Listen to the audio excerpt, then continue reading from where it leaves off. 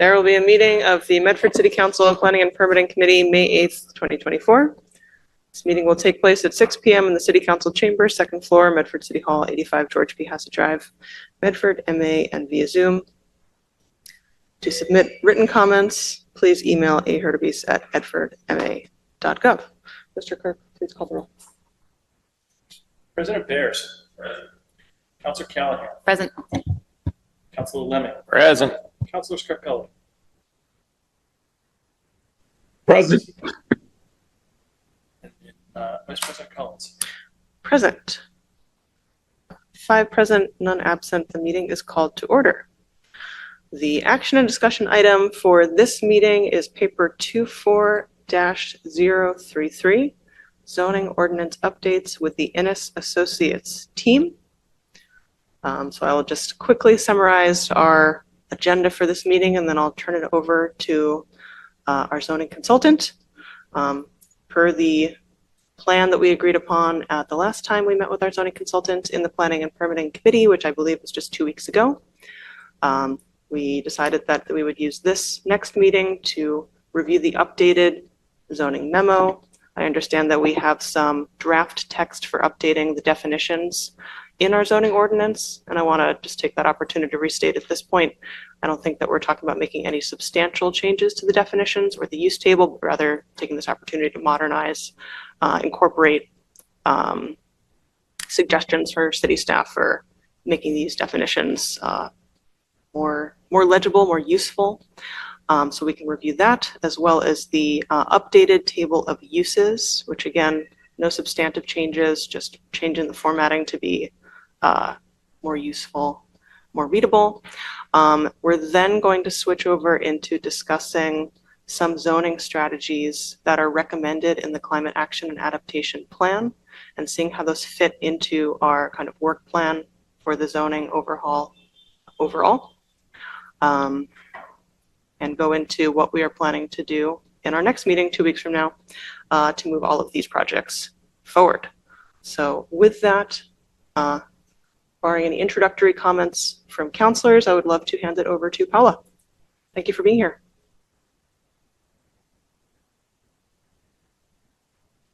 Hello. Hi. Good afternoon. So I'm Paula Ramos Martinez. I'm representing Emily Innes from Innes Associates. And I also have in my team, Jimmy Rocha. He's our GIS specialist, and he's with us today. I'm going to share my screen. Let me see if you see everything.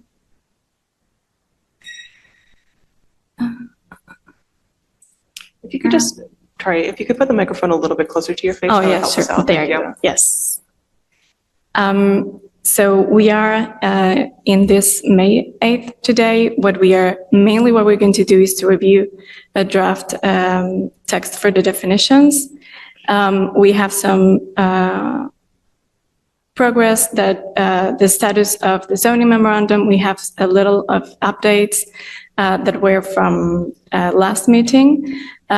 We have the table of uses only to agree that it's okay and that we can send out to the city council to be approved. We will discuss the definitions to be also sent to the city council. And those definitions are going to take the majority of the time of this meeting. And we will also, as Chair Collins said, we are going to talk about some zoning strategies from the Climate Action and Adaptation Plan. For next round, for the next meeting, we will introduce that we are working on inclusionary zoning, site plan review, accessory dwelling units, and we are working on how to do those mapping analysis that we need to do for further, discussions. On the zoning memorandum, the things that we have changed are these 4 points. As President Zach Burr suggested, we have proposed to have 2 tables in which the first table is only appearing all the strategies for phase 1, all the things that we need to address in phase 1, and the second table, all the proposed changes that will take place in phase 2 and 3. We also added a new table, and that is still it's at the moment it's empty. We need to fill it in with all the further studies that we think are needed in order to for the zoning. And we also added a column for financing in case that we can register how many financing it's needed for each of those studies. And if new grants are needed or new funding, it's needed. We also added for recommendation B49, the word wall to window and roof gardens. And we also added a new proposal that came from Councillor Lemming, which is the proposal number B34, which is to replace vacant and foreclosing properties ordinance with an ordinance in Chapter 10, zoning strategies, and that is something different, sorry, with an ordinance in Chapter 10. So these are the changes that we have adapted in the memorandum. And as well as if you have any new comments, we will adapt it to the next meeting and to change it into a new zoning memorandum number 3 that we will see because of the climate change, climate adaptation action plan. It will bring us with some of those changes. So those are the updates of the memorandum. This is the table of uses we presented last time. It was presented by Emily. Nothing has changed with that. What we did, it was just to add the parking numbers and the logistics into the table of uses and parking regulations that you can see in the columns yellow on the right. And there we also have in these tables on the uses that you see on the reddish background, those are the definitions that we are working on, so that just to be aware that those words might change in the near future. But this is the only thing that we have done to the table of uses. Could I interrupt you for a moment, Paula? Yes. Thank you. On the use table, just while we're looking at it, if you wouldn't mind going back to that slide, thank you for flagging that the multiple dwelling class A and multiple dwelling class B. So it's my understanding that definition might change, and that's why it's highlighted. On the right-hand side, highlighted in yellow, we have the column PC and the column LC. Would you mind just quickly just defining the column headers, what PC and LC stand for? No, it's parking code and then... If I remember correctly, is loading. Oh yeah, sorry, loading codes. Great. So at the moment, as I understand, these are in different tables, and so you have to go. That are described by some letters, and you have to go into another into another table to check the letter and see how many of them you can have. And so we have placed them together instead of having this double checking in other tables. That's why they are there. So it's just putting it all in the same table, so that we don't Exactly. have to be flipping through and Exactly. trying to match. Great. Thank you.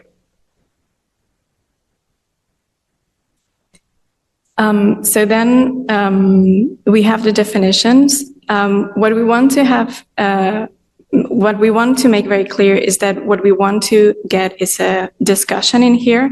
So not all the things that we have written or given, it's set in stone. Those can change. And if you have any comments, that's why we are here. We would love to have that dialogue happen today. What I wanted to do with this page is to show what are the things that we are going to find in the document. And so what we have always is we start with a term to be defined or a term to be clarified. And this is the new definition that we are going to bring, and that will be the term to define is the new definition. And a term to be clarified is a definition that you already have, but that needs to be, or something needs to be changed or added or adjusted. Then we have our suggested definition, and that is our proposal, and it always contains the source from which that definition has been taken. This suggested definition is what we want today to have a dialogue and check that if it's okay with all of you. We really want your feedback on it. Sometimes we will have, this is always, if it's a term to be clarified, we will have the current definition, and this is the existing that you already have in your zoning document. Sometimes we have standards for use, and this means that in your definition zoning, there should only be a definition and not these standards. So we want to remove those standards from the definition, and those standards should appear somewhere more in a better place in your zoning, but not on the definition. Definition is only what it is, and that's it. And then some of the definitions we have find that are a bit more complex, and that we want to bring, either we want to bring more options so we can really define it, or that we need to have more conversation in order to know exactly what we want to get from those definitions. And what I'm going to do now is go one by one of these definitions and see, so I'm going to read them, and I want to ask if there are any comments, adjustments, or anything that you would like to add to each of them. So I'm going to start with replacing dwelling multiple class A and dwelling multiple class B with a single definition. Our suggested definition is dwelling multifamily, a building with 3 or more residential dwelling units, or 2 or more buildings on the same lot with more than 1 residential dwelling unit in each building. This comes from the Mass General Law, Chapter 48, Section 1A. That it comes from the Mass General Law does not mean that we cannot adapt it to what we would like. What the Mass General Law gives us a baseline on which obviously we cannot defer too much from it, but it's a baseline. So if we want to define something, add something, or take something out, that is possible. So are there any comments on this definition? Thank you, Paula. I'm going to go to Councilor Lemming, and then I think I saw a hand from Councilor Callahan. Sorry, this is just a general question. This could be addressed by either Danielle or Alicia, but so just, I just have a general question about the importance of really getting the definitions right, because it has been mentioned a few times. So what is some of the complications and the consequence of having unclear definitions that y'all have seen in the past that mean that we need to really focus in on this right now? And I'm asking that mainly just to get a better understanding myself of the process. So if I might, there are a number of different definitions here that we're bringing up for different reasons. Some have been, if something's vague, then becomes a matter of interpretation by the building commissioner. And over time, different people define things differently. And that's a problem because we're not being consistent over the years, right? It's the whim of whoever is interpreting the zoning. Some of the definitions that are before you this evening are not currently uses in our use table, and we think that it would make sense to be able to say where these things could be. So some of the things that you'll see on the list tonight, the one that keeps sticking in my head is doggy daycare. Is that a service? Is that a business? Is that a retail? It's not retail. It's like not what people typically consider a service. We have had building commissioners who consider a kennel, like an overnight storage of animals, to be a doggy daycare to be that, even if they don't store overnight. And so where is that allowed in our zoning? If we want to be able to say where it's allowed in our zoning, then we need a definition. And another one, a good one, is coffee shops. Right now, a coffee shop falls under the definition of restaurant. And you may very well have places where you want to, in your community, allow coffee shops, but not full-blown restaurants. This is particularly happening where we have a building that's in a neighborhood that doesn't actually allow any commercial on the first floor, but we say it would be lovely to have a coffee shop there, but we actually don't want the bustle of a restaurant at that location. So right now, this is actually going on Salem Street. There's a building and they are technically requesting a variance to have a restaurant on the first floor. And we have all discussed the fact that what we really want there is a coffee shop. But that's not a definition that we have. So we literally can't give them that variance. So that's an example of why we're doing these. This one, the multiple dwelling, this is an example of where the wrong things have gotten combined into definitions. The difference between a Class A and a Class B multiple dwelling in Medford is whether it's 3 stories or 4 to 6 stories, right? But actually, your height belongs in your dimensional table and should be about, your dimensional table should say how many stories are allowed at this location or that location, not your definition. So the idea would be there would be one definition for multiple dwelling units or multiple dwelling buildings. And then in our dimensional table, we'll say in this zone, they can go up to 3 stories, in this zone up to 5, in this zone up to 7, right? Whatever it is. Does that help sort of understand why we're going through this process? Oh, absolutely. Just, having consistency across all of our zoning in terms of definitions is definitely something I understand, but I was just curious about what the real world consequences of having unclear definitions have been in the past. So thank you. Yes, if I may also, sometimes you want to define also things that you don't want to see, and that also has to be first defined in order that you can say this we don't want, or this is prohibited, or this is, you need to also define that as well. So sometimes they're just too broad in order to, and you want to have more definition so that you can say yes or no as well. Thank you. Counselor Callahan, did I see a hand up from you? Nope, great. Any other comments on, from counselors on, sorry, did we even let you get into really the meat of the discussion on dwelling multifamily, or cut you off at the beginning there? Okay. Then I continue with the next one. The next one is the doggy daycare.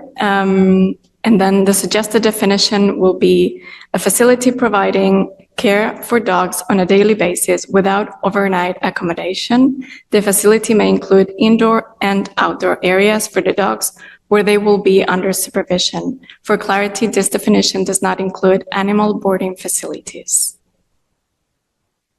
Any comments or suggestions? Yeah.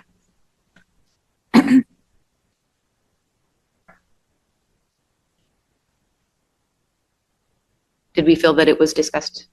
Because I had questions about the first one. Sorry. Nope, I'm looking Sorry, we go back. Yes. For the multifamily dwelling, I visited a property in Medford that was 2 buildings, a single family and a 2-family on the same property. The owners lived in the single family and they rented out both those 2-family. And according to this, that would not count as a multifamily dwelling because it says 2 or more buildings on the same lot with more than one residential dwelling unit in each building. And because one of those was a single family, that whole lot would not count as dwelling multifamily. Is that accurate? If I may, that's how I read it. That would be considered 2 primary uses on one lot, a single family and a 2-family. And so there is an allowance in our zoning to allow 2 buildings on one lot. And I think that's actually also something that we need to clarify. We've gone back and forth on, should it be allowed at all? Should it be by special permit? Is it 2 or more buildings need a special permit? Because the housing authority buildings are all multiple buildings, one lot, and nobody actually thinks that's a bad idea there. So that, what you're describing under this definition would not fall under it. And it actually raises the question if it should be 3 or more units or should be 4 or more. In Somerville, for example, a 3-family building, a triple decker, is a separate definition from a 2-family or a multifamily. So they have places where 1 to 3 family houses are allowed, but multiple family dwellings are not allowed. So that's sort of, this is one of the things where we actually should be thinking about it. And we could be adding in a definition for triple decker or 3-family house, because that's actually different. We literally have houses that if you drive by, look like a house, a very large house. And if you dig, there are 4 or 6 units. There's one up here that I'm actually, there are 15 meters on the side of it. And so I'm actually curious. I keep meaning to look it up and see how many units are actually inside. So does that help? I mean, yeah. Playing the mic here. I'm wondering, with the Somerville definitions, if they ended up changing it or not, because if we're relying on the state definition, which I was curious why they used multifamily. I thought we were trying to get away from family, and then they went ahead and wrote it into law, family, instead of multiple dwelling. So here we are with family. So that's a good question, because if we're going to use the state's definition, then we have to think of how we want to treat that. So I guess Go if I back to could just Councilor. finish up my Go for it. question. I'm just curious, like, how much do we need to hash these out here in this meeting? Or is, like, before we officially agree on these definitions, like, at what point are we, like, sitting down and saying, okay, do we think that, this is the definition that we want? Or do we want it to be more like somewhere else? Or do we, like, when is that appropriate time for us? Right. So there are a couple of stages here. This is a perfectly good stage to do that. There's also, so things that are like, I've been saying today, I've been explaining this process to people, things that get the thumbs up today of, that sounds pretty good, will then be on the city council agenda next week and then refer to the community development board for review. And then it'll come back to the city council for a final public hearing. My recommendation is that we don't want to make major changes at that final city council meeting, because if it's a very significant change, then technically it has to be re-advertised and go back to the CD board, right? So at this meeting, next week's meeting is fine. The other thing that you should consider as a tool is, in some cases, and I'm not necessarily saying this one, you might want to flag something and say, we would like the planning board's, the community development board's opinion on this one. And we would like to hear what they have to say on it, because they will have to have a public hearing on it. This is one of these sort of subjective. I think I actually agree. I didn't pick up on that earlier for the word family, that we're trying to strike the word family. But dwelling, like, I mean, unless in some case you wanted to put in parentheses something like formerly known as multifamily, so that somebody who's confused would say, oh, okay, they're actively not using that word. I would say, if I may, yeah, just to reinforce, I think that we have a lot of definitions to update. I know that some of these are still under review. I know that on some, there was a recommendation to run them by the building department for further input. I also know that we're trying to move things along efficiently. We're also trying to bundle things so that it's not a constant stream of zoning updates through the city council to the CDB. But that being said, we have a lot to work through. So I think that any thoughts that can be at least preliminarily aired at this meeting, the sooner we can get out all of our discussion topics and work through them towards a resolution, the better. And I think I'm really glad that you flagged that, Planner Evans. I think that, if I'd like for us to be contemplating something like dwelling multi-household, even if there is an asterisk somewhere in the definition, because, towards the goal of consistency, if we're trying to eradicate that elsewhere in our zoning language, I think we should be doing that from the top. President Bears? Thank you. I don't think we should use the word dwelling or family. We should just say unit. And I think we should just define it as 1 unit on a lot, 2 units on a lot, 3 units on a lot, 4 units on a lot, 4 plus maybe. I don't know, and just leave it at that. And then we avoid Yeah, like, it's 1 unit, 2 units, 3 units, 4 units. There's 3 units on that lot. They'd fall under the 3 unit. I mean, they're probably going to end up in some, I think they're still going to be outside of the zoning. They're going to be a non-conforming situation. But that's how I would just do it, because I think multi-unit solves the problem. The word dwelling, kind of a weird word. Maybe avoid DW words. It just sounds funky. There's only like 5 or 6 of them in the English language. But I just think that solves that problem. And it also solves the problem that we have of like, I don't know what this means right now. Detached single family, attached single family. I mean, I kind of know what it means after having looked into it and worked on it for several years. Detached 2-family versus attached, multiple dwelling, Class A, Class B. I mean, the Class A, Class B, I think it might be worth maintaining a separate definition in the short term, because one of them is more, I think, targeted towards like what Alicia was talking about, the 4 to 10 and maybe occasionally 15 unit smaller buildings where you have a lot of units inside, like what looks to be a more standard residential structure. And then the Class B is the less than 6 stories or 75 feet, which is kind of more the bigger Lumiere type things. So, I mean, right now, I don't think it's particularly clear that that's what's happening, but we kind of have 2 single family definitions with the 2-family attached, and then like a 2-family and a 3-family, and then like a small multifamily and a big multifamily. But I think we could just change that and maybe we don't do that right now to all of them, but we could at least do the multiple dwelling to say X number of units on a lot. Maybe Class A is 4 to 10, even though that doesn't really align with the definition, because the definition right now is, where is it? A building or structure containing 3 or more, not over 3 stories in height is technically what Class A is. And then the second one is 3 or more, not over 6 stories in height, which I think also, but not including a group of 3 or more attached single family dwellings. So that excludes the 3-family triple decker. So I think it might be worth at least saying 4 or more units on a lot but not over 3 stories in height, and then 4 or more units in a lot not over 6 stories in height.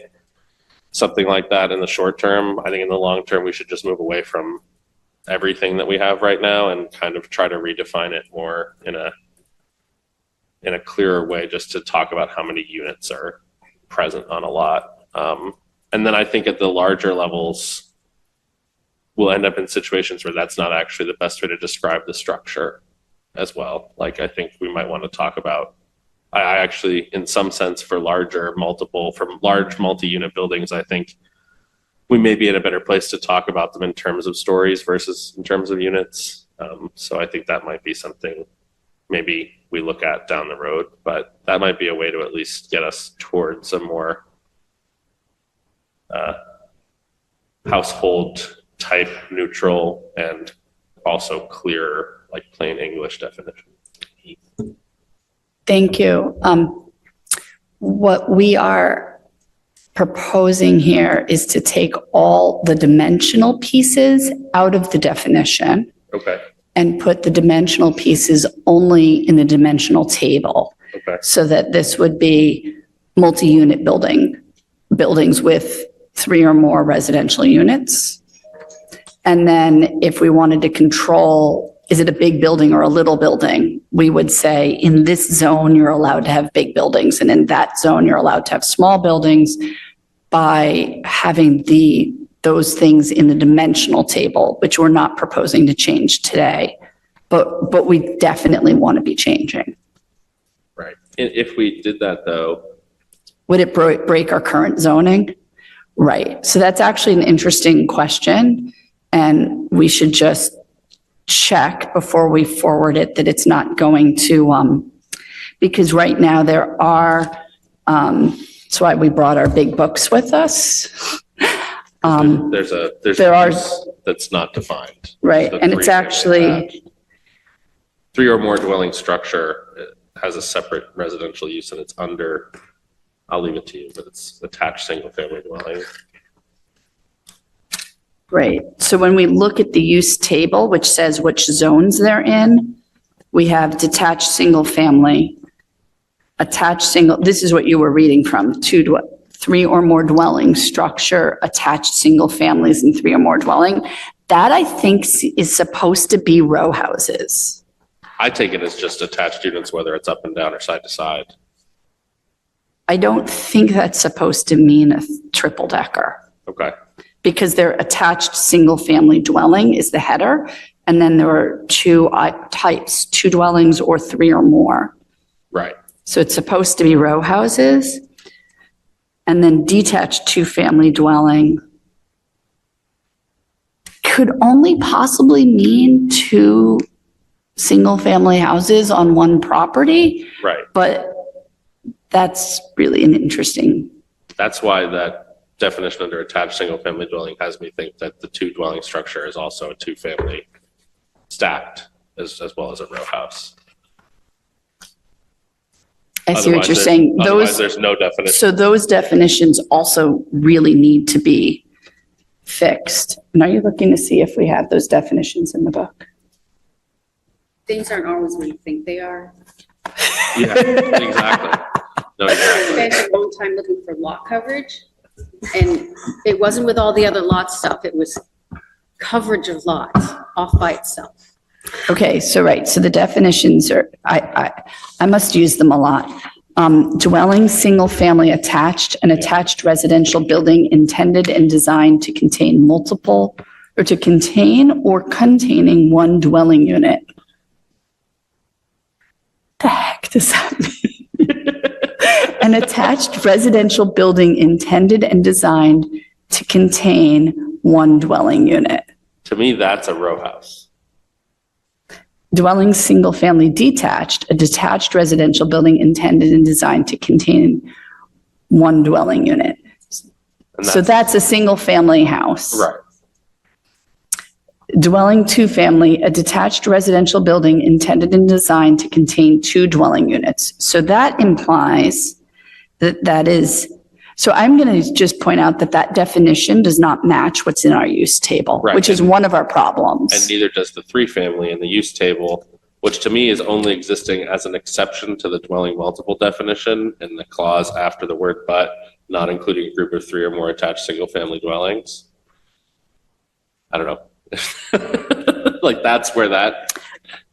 So what it really seems to me is that the answer here is that we actually need to ask Innes Associates to take these definitions, this section of definitions from our current definition section and the words in the use table, and to come back with proposed language for each of them. Yeah. And honestly, so that we don't mess things up, while we weren't really getting into what zones they're allowed in, match them to zones so that we update the use table with these names and the definitions at the same time. Otherwise, we'll break stuff in the meantime. Exactly. Okay. And the only question I have there is I think it's actually all pretty easy, which is that the single family, if you look at the use table, the single family detached is allowed basically everywhere except apartment 3 and commercial and office. The 2 families are allowed in general residence plus apartments. 3 families are allowed in apartments only. Detached 2-family dwelling, which I don't really understand what that is. That's one that confuses me. And then it looks like if it's under 3 stories, but more than 3 units, but not a triple decker, that's allowed in apartment 1, apartment 2, apartment 3, and commercial 1. And if it's more than 3 units, but between 3 and 6 stories, that's allowed in apartment 2, apartment 3, and commercial 1. I thought the detached 2-unit is a Philadelphia style because it doesn't share the walls. Is it not Like accurate? like top. Top, bottom? Is that detached? Like that's the. Sorry, I don't know what Philadelphia style I think it's means. just like Sorry, a standard. above and below. Philadelphia Oh. style just means there's one room of the first floor on the second. Anyway, that doesn't Okay. matter. But like above and below, I thought was detached. That will be a And duplex is attached. So duplex doesn't necessarily have to be semi-detached, and that is that you share only one wall. So you can have, and for example, in Somerville, they have the semi-detached single, and so you have this kind of duplex where it's one next to the other. And the other one is the duplex, and the duplex can be one on top or one next to each other. But because it's one lot, duplex is meant to be detached because you are not sharing with any other. And so you can be duplex and be detached, being one next to the other or one on top. Because the you're same in lot. one lot, you're only one lot. On the same Otherwise, lot. yeah, exactly. Otherwise, if you're in two semi-detached. Right. Would And this it- is where I think it just gets, Would it, like, I think what we want to propose in Medford, and I'm just spitballing, like, I can be argued with, is that we need a definition for single unit building, which would be the traditional single family house. We need a definition for a 2-unit building. Dwelling. 2-unit dwelling? Do we actually care whether they're side by side or on top of each other in I don't this? think so. No, I think I it don't should, think so. either. And then a definition for 3-unit, and then a definition for multi-unit, which would be 4 or more units. right. And then we might have other design standards in some other piece of this or some other document that might talk about slanted roofs versus flat or whatever. But that would be, if you were saying in this zone, we want to allow 1-unit, 2-unit, 3-unit buildings. In this zone, we want to allow multi-unit buildings. I mean, would that be sufficient for our purposes? I think in the interim, I think like to pass something that clarifies this issue without breaking the zoning, yes. And I think the only thing that comes in there is that there is on the 4+, and I guess arguably on the 3+ right now, and that's where I think we should have a 3. It's not clear to me exactly what the intent of the existing table of uses is when it comes to a 3-unit building. Other than that, if for some reason there was a 3-unit building that was over 3 stories or under 6 stories, that it wouldn't be allowed in an apartment 1 district. So that's the only thing I think where there's a potential conflict that comes in is if we do a 4+ definition, it looks like it would need to be split between something that's 4+ and under 3 stories and 4+ and over 3 stories, so that between 3 and 6 stories, so that that second grouping wasn't in the apartment 1 district. Just if we're not actually trying to change that right now, you know, if we're trying to correct an issue but not trying to change the policy of what's allowed where. I was trying to think, we don't have any apartment 3 districts currently in the city of Medford. I think there's 1 apartment 2 district. I'd like to actually check that because that might simplify this whole thing. And the other is that we could then just confirm that the dimensional table actually it's in here for reference, I think. It is in here for reference, but there were no changes proposed to it. But I was looking at it today. Please don't get me started on the dimensional table.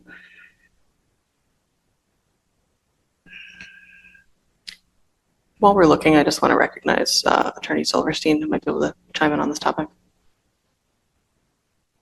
Oh, thank you. Oh, thank you, Councilor Collins. I just wanted to make the point back to the discussion about detached versus attached, that there is a definition in the current ordinance for building detached, which is a principal building, which is substantially separated by yards or courts from any other principal structure. So I think just to clarify the question about what a 2-unit dwelling detached would be, I think it would be a 2-unit building, whether it's 1 over 1 or 1 next to 1, where there's some other principal structure on the site, whether it's another 2-unit or single unit or commercial structure on the site.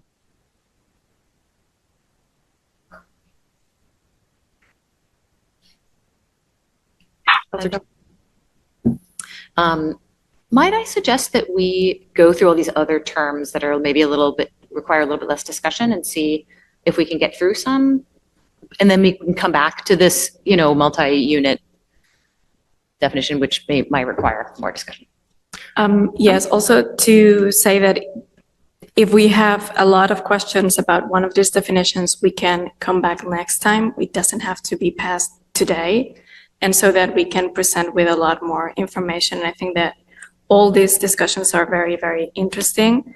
And yeah, our goal would be not to break everything in the process. So if we have a lot of comments, then this is taken out from this stack at the moment, and we will come back next time with it, so that we don't have to pass anything today.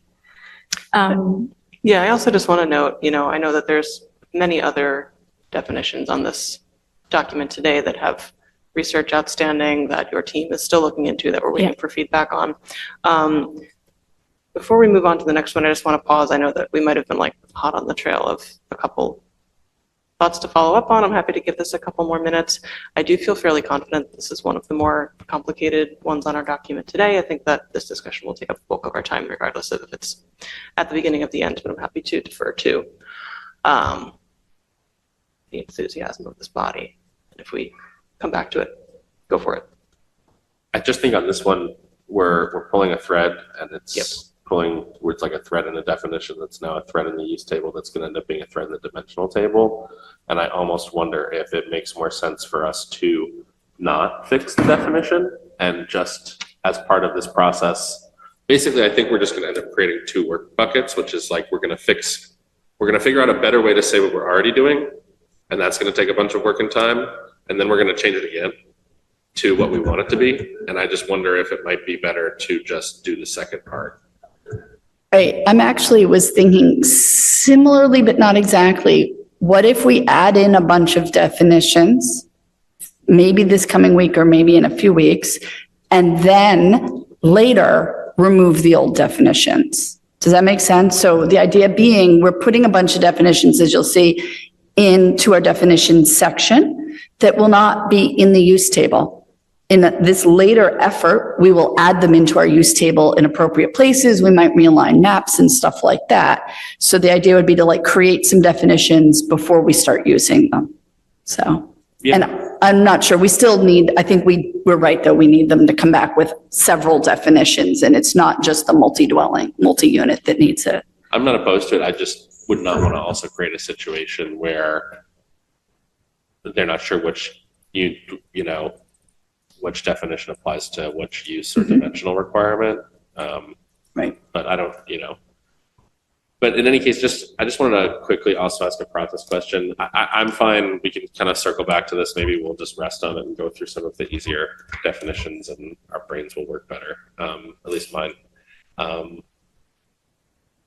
Is the idea tonight so I remember we were talking about basically a few things. We wanted to do basically the first bucket of work was definitions, a site plan review, update to the site plan review language, and then some updates to the use table. In terms of what we're talking about tonight, is the intention to report out from here to the regular council for next week's meeting some of those definitions and some of the use table changes, so that can start going to CD board. Is that kind of where we're at? I am coming into the meeting with kind of framing a similar question in my mind, because it's my impression that we have parts of this first bucket that are easily reportable, and then others that are still not pending, but there's like one or two small steps that still need to be made. Like it's my understanding, for example, that the table of uses is updated, things have been swapped in, that's good to go. The definitions, I think some of these are easy, some of them are not, some of them are just waiting for feedback on, so that's kind of half and half. The GIS zoning map is something that I think could possibly also be part of that first packet, and I'm not sure the status on that. So I think it's a question of, do we want to pass something through the council CD back to the council that then kind of has a second half that's a couple weeks behind it, or should we have this discussion and wait until we can package all of the definitions together with the table of uses, maybe with site plan review if that's ready in a couple of weeks, and the GIS zoning map.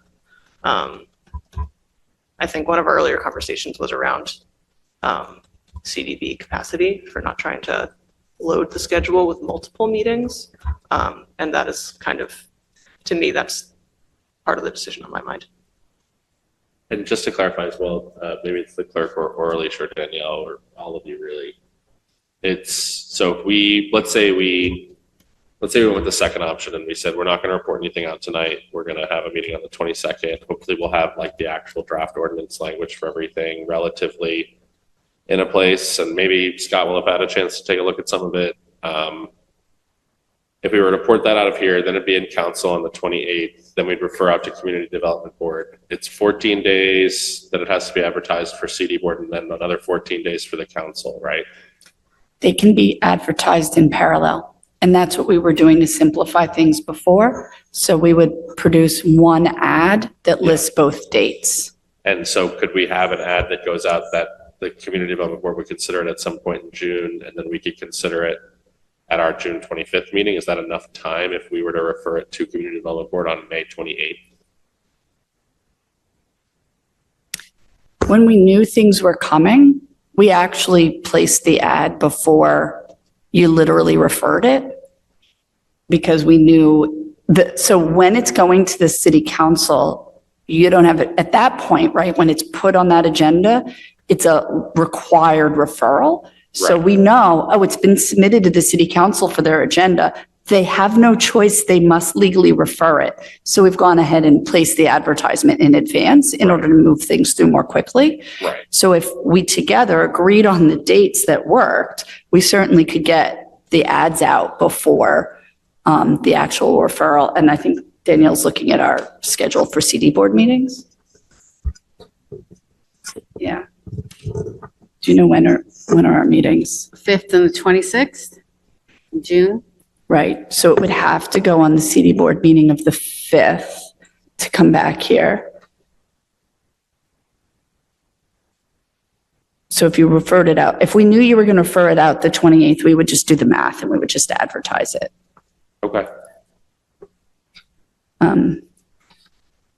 Because the other option is the 14th.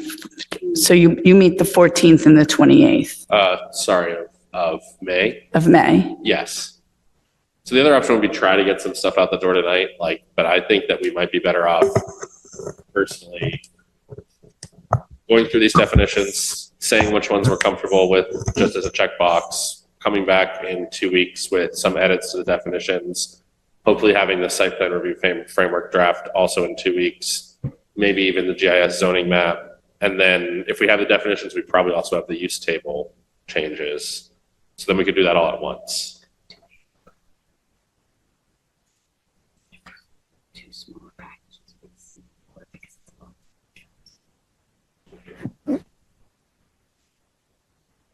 Yeah, the one thing I was sort of thinking about is we have been sending these memos and stuff to the CD board so that nothing should be a surprise. But it is easier to think about a smaller group and then get another smaller group rather than getting like 3 hours worth, 3 hours meetings worth of materials all in one night. The board is meeting both nights anyhow. So, Right. The both nights being the 5th and the 26th of June. and right, if you referred it out the 15th, could we even get it on there any earlier? No, if they referred it out the 14th, actually, the first CD board meeting after your 14th meeting is the 15th of May. So no, we wouldn't get it. We can't because we don't have a legal amount. So our next CD board meeting is the June 5th meeting anyhow, right? So it doesn't matter. So it doesn't matter. Both packets would show up at the same meeting anyhow on June 5th. And if they were to want to the 26th, we could either open or re-advertise for our July Right. meeting. You can always open the hearing and then continue it. All right. Yeah. Mhm. Okay. I think that's the way to go personally. Packaging? Yeah.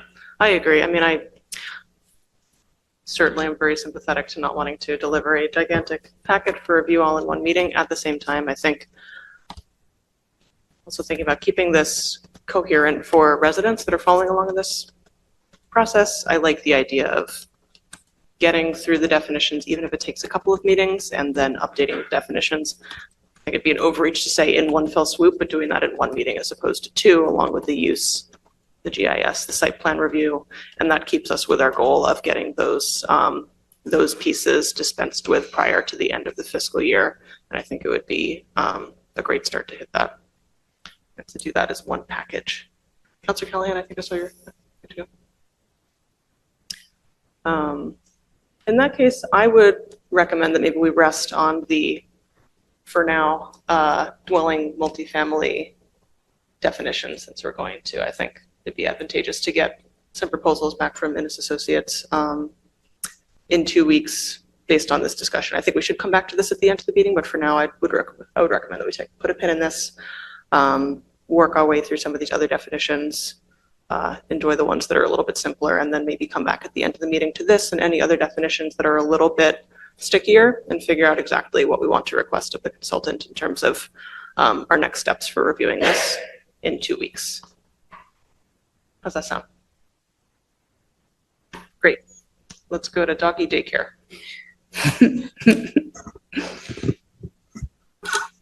Yes. Oh, I'm sorry, I'm sorry to cut you off. Attorney Silverstein, is your hand up for before, or do you have a comment? Oh, I'm sorry, that was just from before. I'll take it down. Please go ahead. Yes. Sorry, that was just from before. Great, thank you. The dog care will be a facility providing care for dogs on a daily basis without overnight accommodation. The facility may include indoor and outdoor areas for the dogs where they will be under supervision. For clarity, this definition does not include animal boarding facilities. Any questions? Thank you. Any additional context before we go to comments from counselors? Counselor Callahan. Just an amusing anecdote. As I was canvassing, I passed by a van, and inside that van, they were washing dogs. It's like mobile doggy daycare. So weird. It's not in the definitions. Never mind. But we could change that tonight. President Barris, go ahead. I just think we have an interesting choice as to be fun or serious with this definition. So, doggy or dog. I don't really have a position. I certainly don't have a position. Canine daycare, perhaps. Zoning is boring. I like it if we can laugh sometimes. I will say, I believe that the colloquial is doggy daycare and not dog daycare. I think people say doggy daycare. So I would leave it as doggy because that's what people say. Canine care facility. Absolutely not. Veto. We can go with the doggy then. Okay. And I understand that this is one of those terms that did not have a definition, so we're imposing one for the first time. Yes. Great, thank you. I don't have any questions on this one. Any further questions from fellow counselors? Great, and this will remain dog daycare unless there is a motion to change it to doggy daycare, because dog daycare is what is in the suggestion. So I leave it to you, my colleagues. Moving on quickly. Motion to change it to doggy daycare. Oh, sorry, we've already moved on. We changed to doggy. That's perfectly fine. Or I guess, I'm sorry, that doesn't need to be a motion. I don't believe that has to be a motion because we're referring to Counselor Second. I think it does have to be a motion. Okay, well, there we go.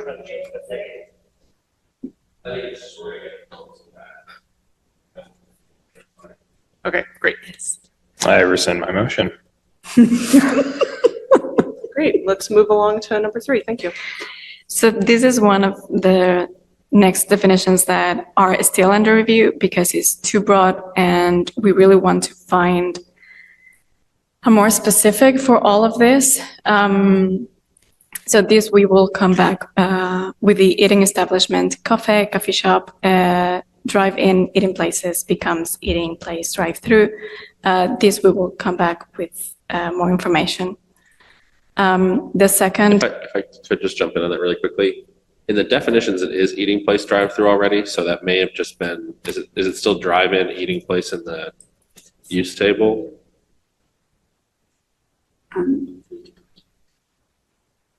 So in site plan review, it's listed as Right, no, but which term is used? So I think the term is inconsistent Yeah. in that in the table of uses, I just found it, it's an eating place without drive-through, eating place with drive-through in Yeah. the use table.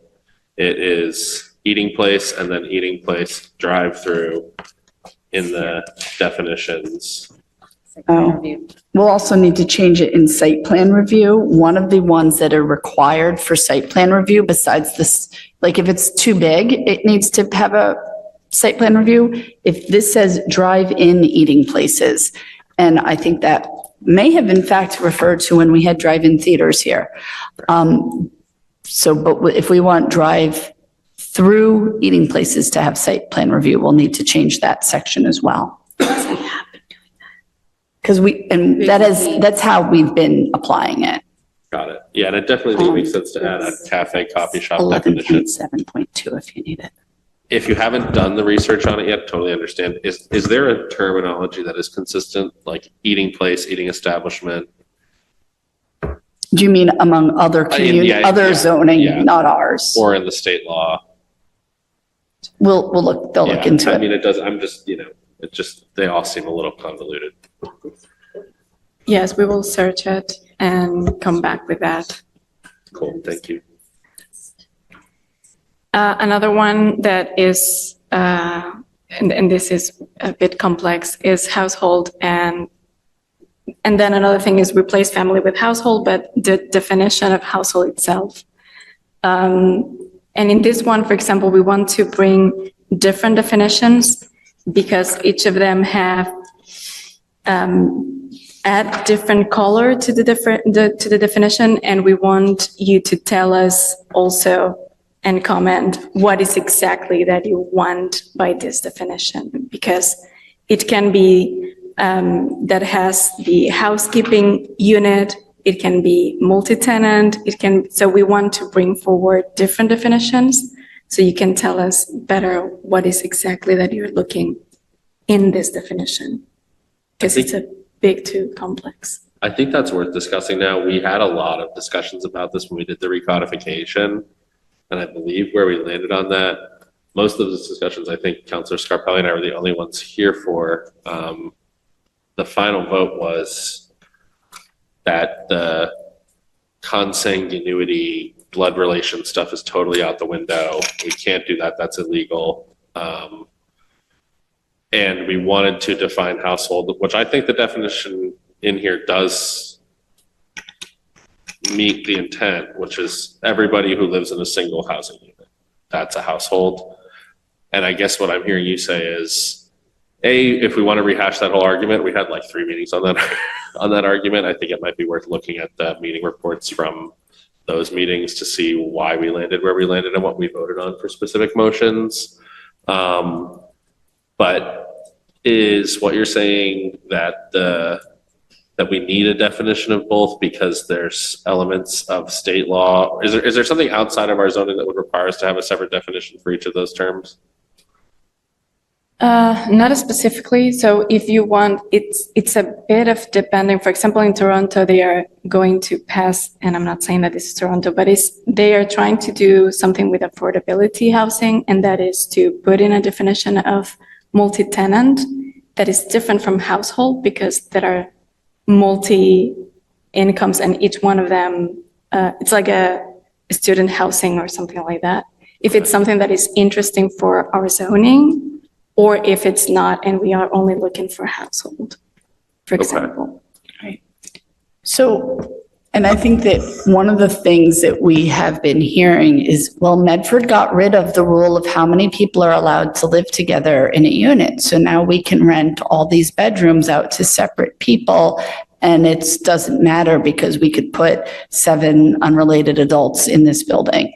And I think what we were trying to get at is, we are not trying to define what a household is. Like if you want to, and there are some places that define it as a housekeeping unit, meaning do you cook together? Do you share food bills? Do you share bills? And do you consider yourselves together a household versus you are unrelated strangers who do not even know each other because your landlord has rented out each of the bedrooms separately to each of you?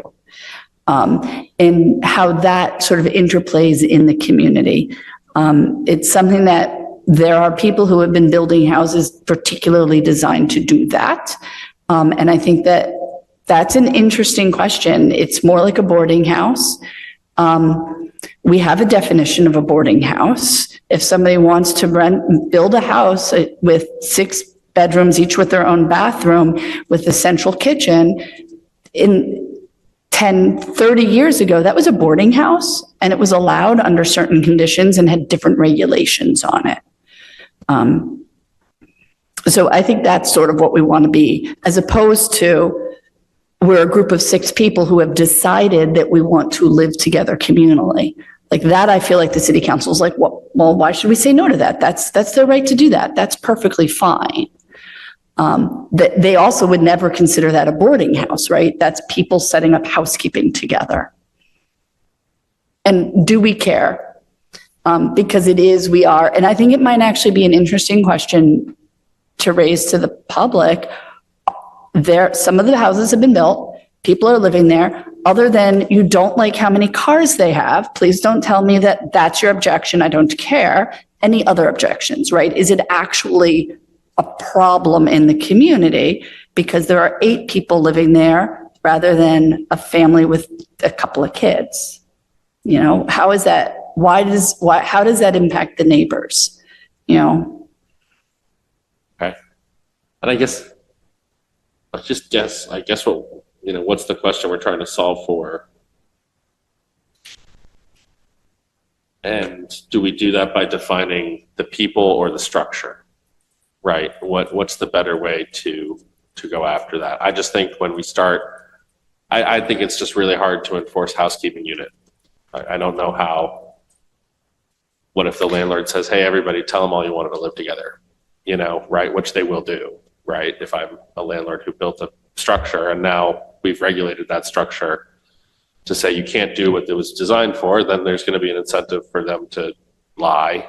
I mean, it also strikes me, and I apologize for cutting you off, but on the same thread, I think one way to look into this is like, when is the question coming up? And I know what I often hear is people having a legitimate concern about safety when it comes to number of people in a house. There were those very high profile tragedies, like maybe a decade ago at this point, about overcrowded housing in student areas. Obviously, we don't want to, I don't think that these rules are widely abused, but we don't want to create loopholes where people feel there is an invitation to as many people as want can live in this house and people are sleeping in attics. Obviously, that's not the intent, but I think like maybe one way of asking this question is like, where is this coming up in City Hall? Like, when is this question coming to us? And from there, is it the number of occupants that we ought to try to define and then regulate because that regulation is being negotiated? Or is it the size of the building? Or even I don't know if we can by zoning regulate what you were talking about, like the separate bathrooms and per bedroom. I don't know. I have more questions, but Councilor Collins had it. I was just going to say, for what you're talking about, which is housekeeping, in the non-housekeeping example, do they each pay the landlord individually rent? Because that's another way to sort of define it, is to say, are these people all paying rent as a unit? Or is the landlord requiring, are these people who don't cooperate and therefore they each pay separate rent to the landlord? Like that's a little bit more easy to define than housekeeping. Right, and that one's easy to prove. So it's coming up that people are expressing concerns before it happens.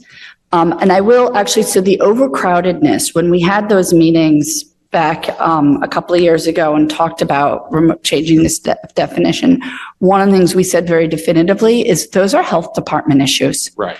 If a place is overcrowded and it's not safe, that's a health department issue. That's not a matter of zoning. And the health department would handle it.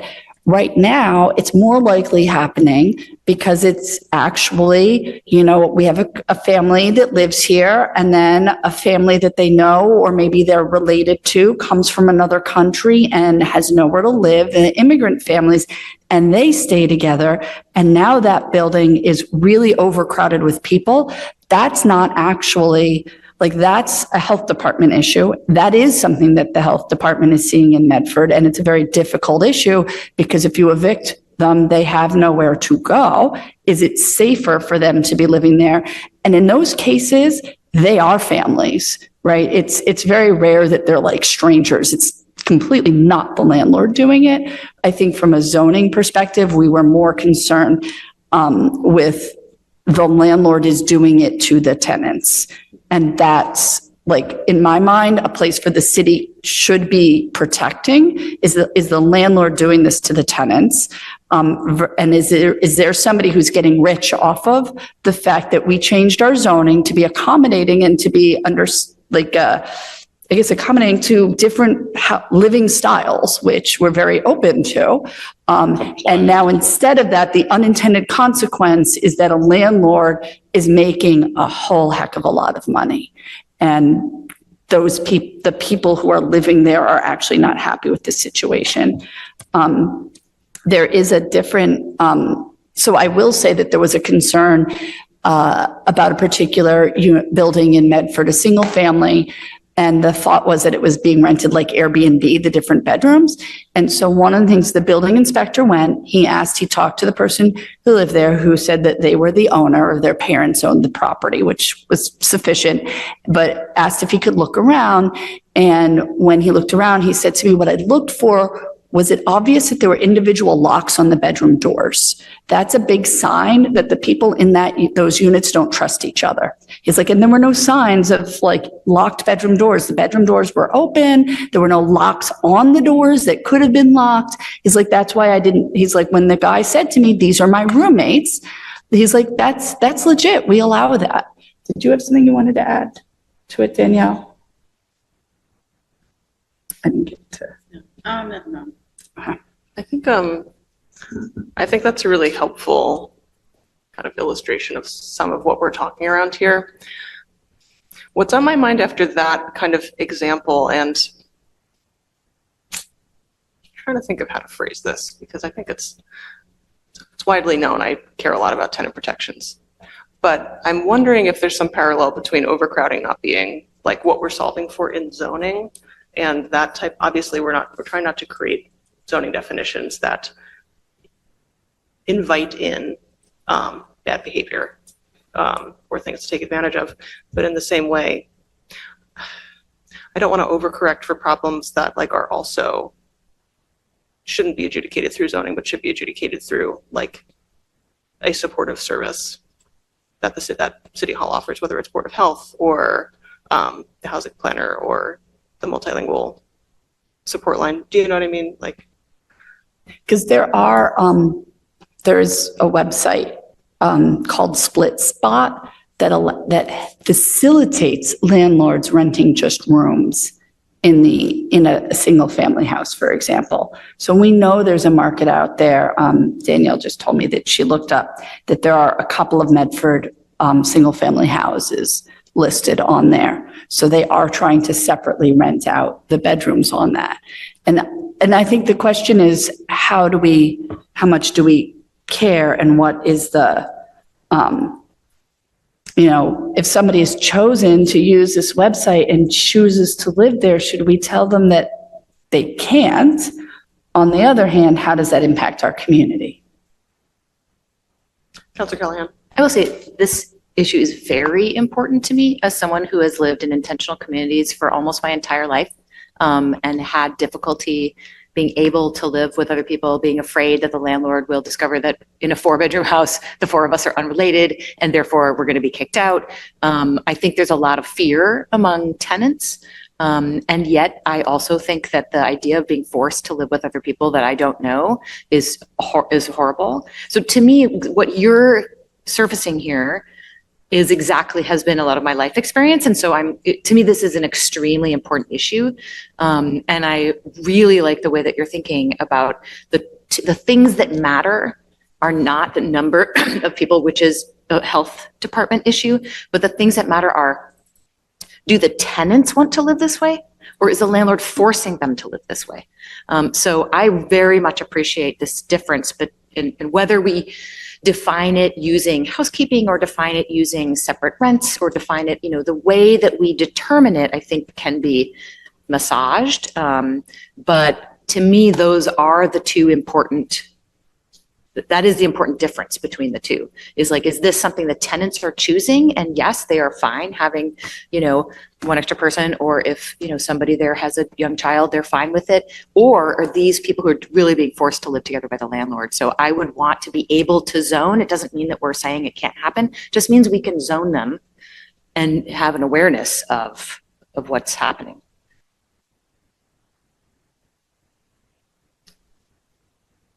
So I think we had actually put this forward as one that's under review. I think, Paul, is this useful? Yeah, it's very useful. It's one of the things that I also wanted to have more clarified. So this is a great discussion. So we can continue to work on it. Thank you, Councilor Wiley. And I will just add that if there's anybody of the council or listening who has seen definitions that they like and would like us to consider, feel free to send them along. The Innis Associates will do research on this and come up with language. But if you have seen something that you like, please don't hesitate to tell us that. Thank you, Councilor Lemming.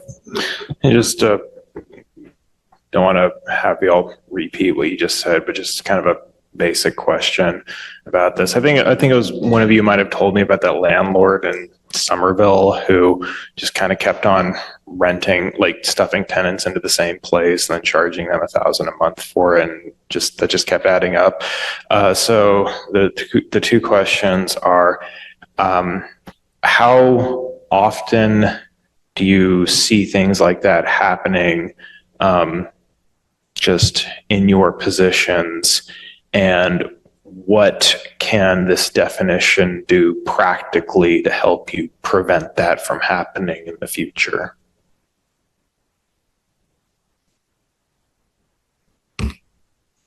We've gotten a couple of people who've reached out to us.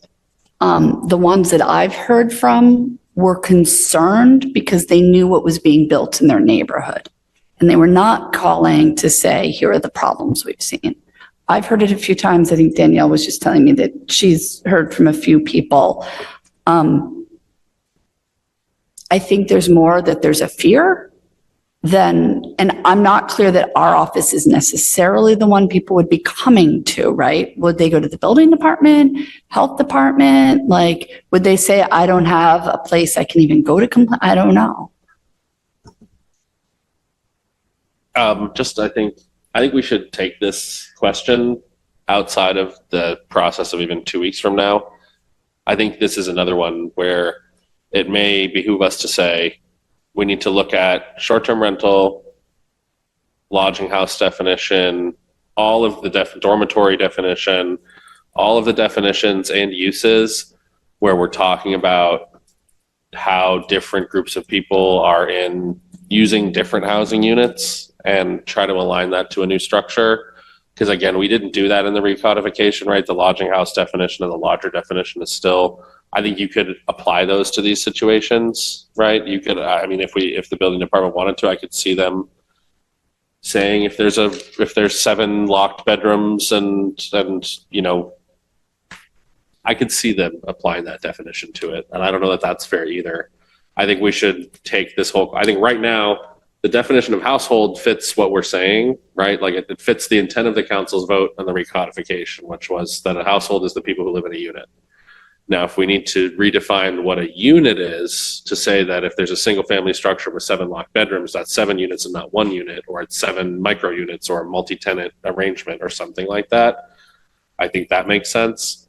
But I think, again, it's like you pull that thread and then there's like 4 other things that we would need to adjust and address to fix that too. So that to me seems like it's almost a bucket of questions and something that we should look at like holistically together as we update the whole ordinance. And I just also want to throw in, it could be worth saying that if you're doing this sort of arrangement, you can't have parking permits or something, right? I don't know. That's something that we're considering, and I know Somerville has considered it when that has been a concern for on-street parking. I think that approach could make sense. I was thinking along similar lines that it strikes me that some of the concerns that we're talking about here, and I think just to lay the foundation first, I feel pretty comfortable with the current definition as is for the moment while we're contemplating this bigger question, because I think that does still reflect the intent of the council and city staff in allowing people to define for themselves what their household is. And I do have I'll admit, I have some skepticism about our ability to frame zoning language in a way that helps us get at the enforcement piece of when that is taken advantage of. I do think it gets into that. It gets into that issue that we have been talking about mainly with the short-term rentals, where this is more an enforcement issue and building up our capacity to run down those complaints when property owners are doing things with their property that they're not allowed to do, and making sure that tenants or boarders are okay and get the support that they need in those cases where that is happening. And so I think that in terms of the definition, it makes sense to consider this alongside other more similar definitions like the boarding house, the dormitory, and I think the rest of it might get into a conversation that's slightly outside of the scope of zoning, or at least blurs outside of the scope of zoning, such as with, of course, the complaints about the fears about overcrowding of parking on residential streets when homes are becoming busier. I think is familiar to all of us. And for example, one way the city has been thinking about addressing that is through mechanisms like zoned parking. So I think there's some latitude that we have in zoning, and there's others that we have through other mechanisms that kind of go alongside it. If I may, Vice President Collins, I think what we may have identified here, like the nexus for why this came on, is that by changing the definition, we've unearthed a new use, rather than that we need to adjust the definition of household. I think that might be like how I would think about it. Like there's a use that doesn't quite fit dormitory, lodging house, but also that our definition of household being anyone who wants to live together as long as it's safe and appropriate for the health code can live in a unit together. I don't think that principle is something we want to change. I just think by changing it, we may have allowed a use that we had, an undefined use that we had never seen before, or a variant of the lodging house use that is kind of unexpected and different. Mm-hmm. Right. Also worth noting that occasionally, like individual rooms are rented out, and that's wanted and desired and unproblematic. My older brother was a Medford resident for a long time in a situation like that. So just to state that for the record as well. I think it makes sense to consider, what's the language that captures? I think that this language captures our current intent comfortably. And maybe there's a new definition to add to the roster to capture this one. Any additional comments on household? This has been a fruitful conversation, I think. No? I'll suggest we move on unless there's any additional comments from counselors on household. Go ahead. Thank you. So yes, thank you for all the feedback. It's super useful. And this is why it's under review, because it can touch so many things. It's such a transversal topic that we need to do a lot more research than just define and go with it. So thank you for all your comments. The next one to be defined was institutional use. The suggested definition on institutional use is the use of land or structures for the non-profit, charitable, benevolent, spiritual, instructional, or custodial activities of government, education, religious, healthcare, social service, fraternal sorority, or similar organizations.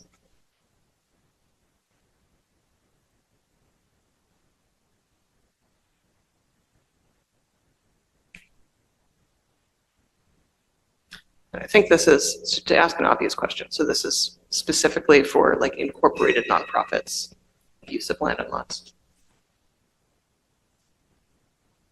Any comments or questions by counselors?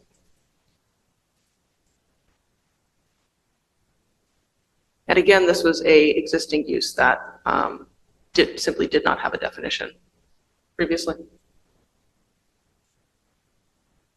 Correct. Great. All right. Not seeing any comments from fellow counselors. We can move on. Another definition, mixed use development containing a mix of residential uses and non-residential uses, including without limitation, commercial, institutional, industrial, or other uses.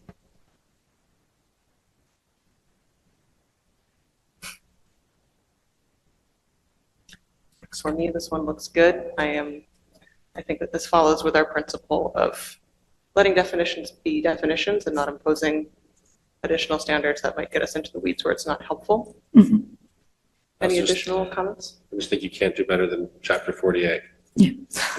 We're good. Thank you. Maybe they could do better, but we can't. Now, these are also going to have some discussion.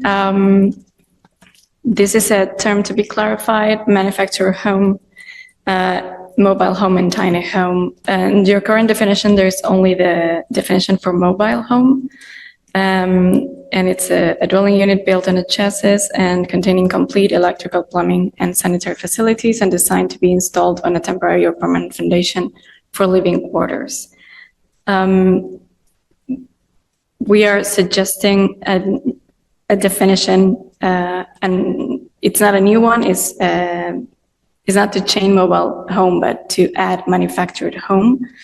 And that is a structure transportable in one or more sections, which is built on a permanent chassis and is designed for use with or without a permanent foundation when connected to required utilities.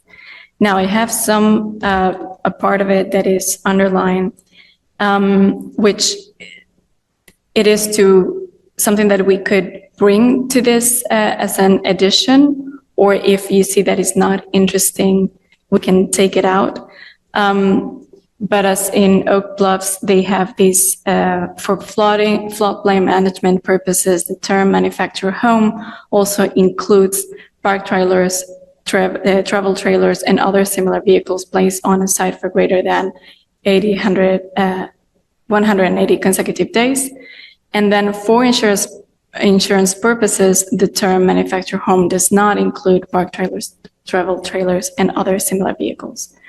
So this would be for us to discuss if that last part makes sense in Medford, if it is interesting or is just an addition that does nothing to add nothing to the definition.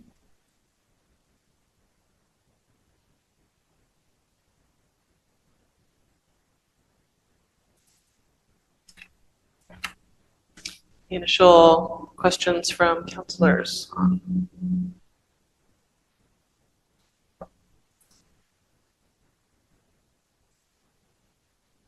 And so just to clarify, I noticed suggested definitions for sort of differentiating manufactured homes versus tiny houses and keeping the current definition for mobile home. Yes, so we will add as also we have manufacture, and then we will have two definitions for tiny house. One is a tiny house movable, and the other one is a stationary. And it has standards for use in the tiny house, and that is all this part of the standard for use will be deleted, and only the suggested definition is tiny house movable, a transportable dwelling unit built on a frame or chassis with no more than 400 square feet, excluding lofts, projections from bay windows, open decks, porches, or exterior utility and storage compartments, intended for residential use on an individual house lot where single-family dwellings are allowed, or as an accessory dwelling unit. So all the second part is a standard for use, meaning that are standards that we are going to take out from the definition. And then there is the tiny house stationary, which is a dwelling that is 400 square feet, or or less in floor area excluding lofts. So those will be the three different, well, we have four because tiny house is movable and stationary. Okay, thank you. So there's a new definition for manufactured, a new definition for tiny and movable, new definition for tiny and stationary, and then the existing definition for mobile home. Yes. Thank you. I'm sorry, I didn't quite catch it. You mentioned suggesting a deletion in tiny homes that are movable. Was that just removing the standards for use out of Yes. the definition? Yeah. Thank you.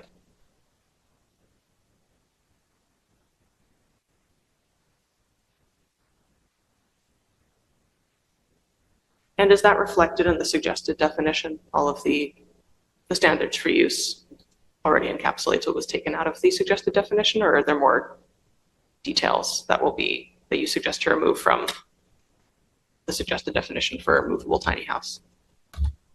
As I understand, and sorry for this, I can come back with that because I'm not perfectly sure about that.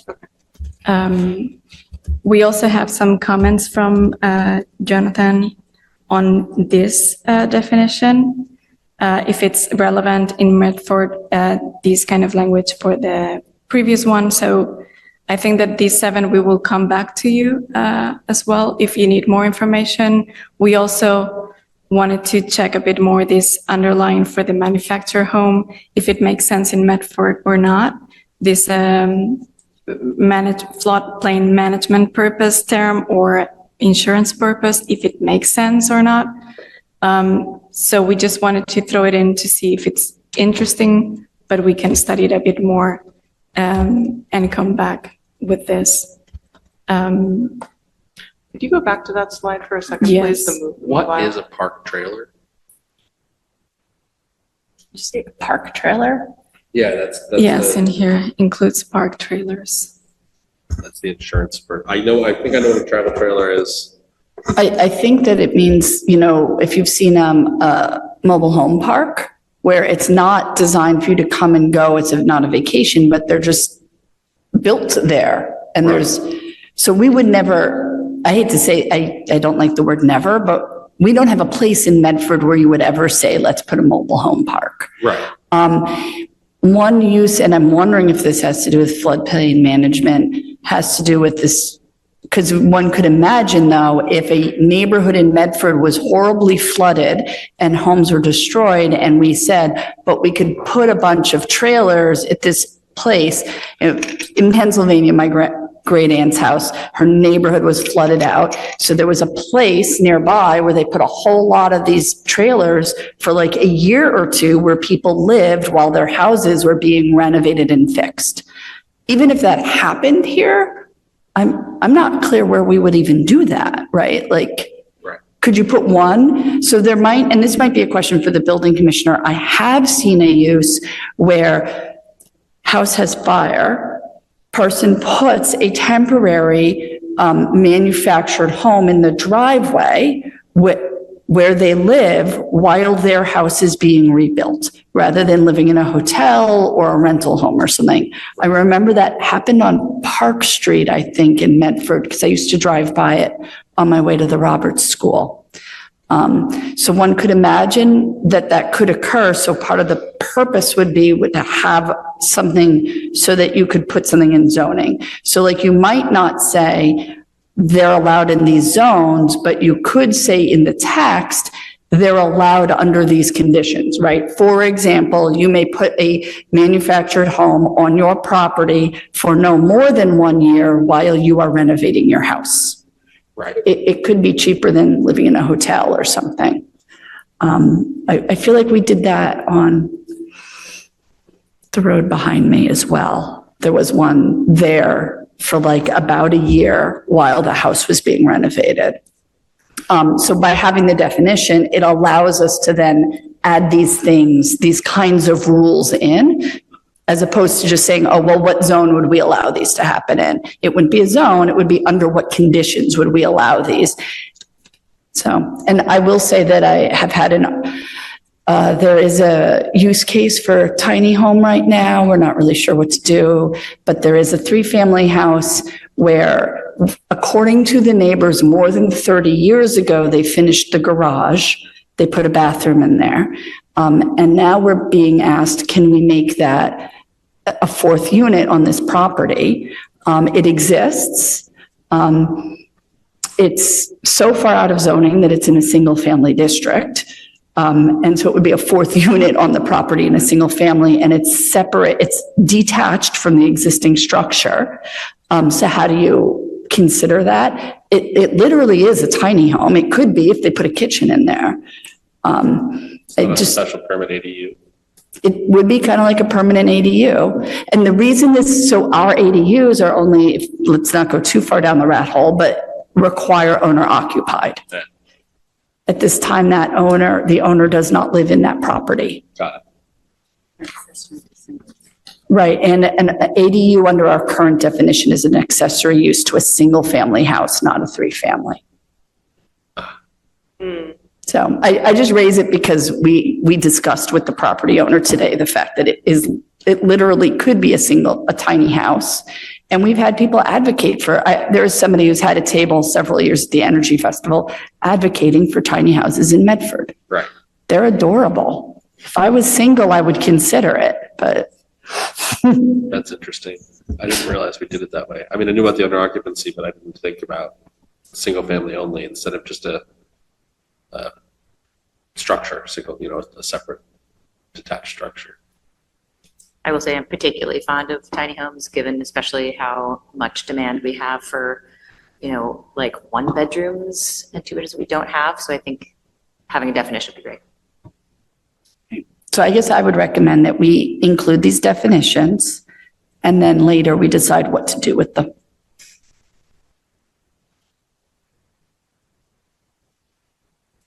President Bears, did I see your hand? Not really. I was just thinking of the tiny homes would become more useful if we were starting to look at dimensional, small, non-conforming lots, 2,000 square feet, 2,500 square feet. Maybe you could put a tiny home by right, something like that, where it's really like a tiny little lot that we can't do anything with right now, but maybe that use would make sense.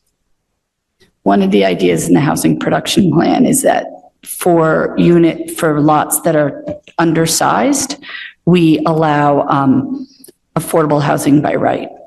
So you could do a deed restricted affordable housing unit, but not a regular house. That's infill zoning, right? Yep, That's going to be part of this. it could be later. Okay.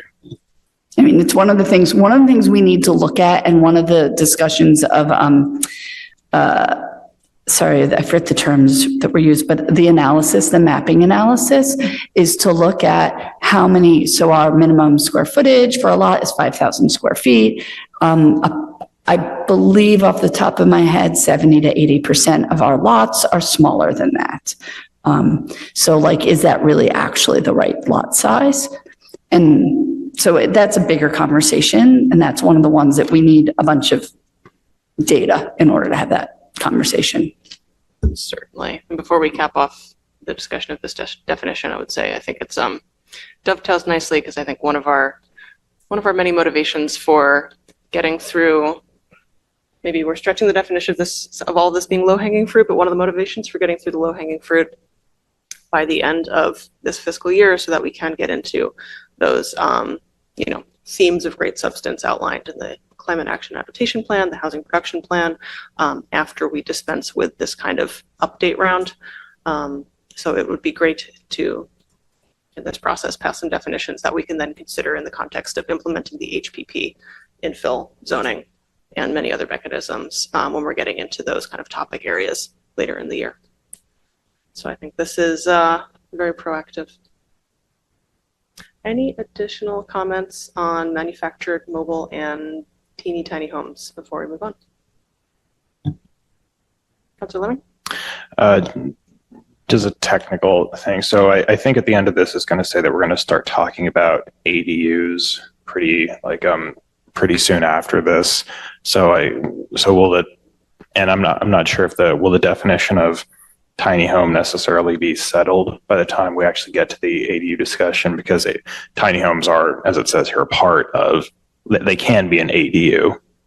I think that, and we can talk about this at the end of the meeting. I believe that on the draft agenda was to propose, have an initial discussion about the proposed ADU ordinance in 2 weeks. So certainly none of these definitions will be codified by then, but I certainly don't see why we can't be having these discussions in parallel, since of course the ADU ordinance is not something that we're going to report out in one meeting anyway.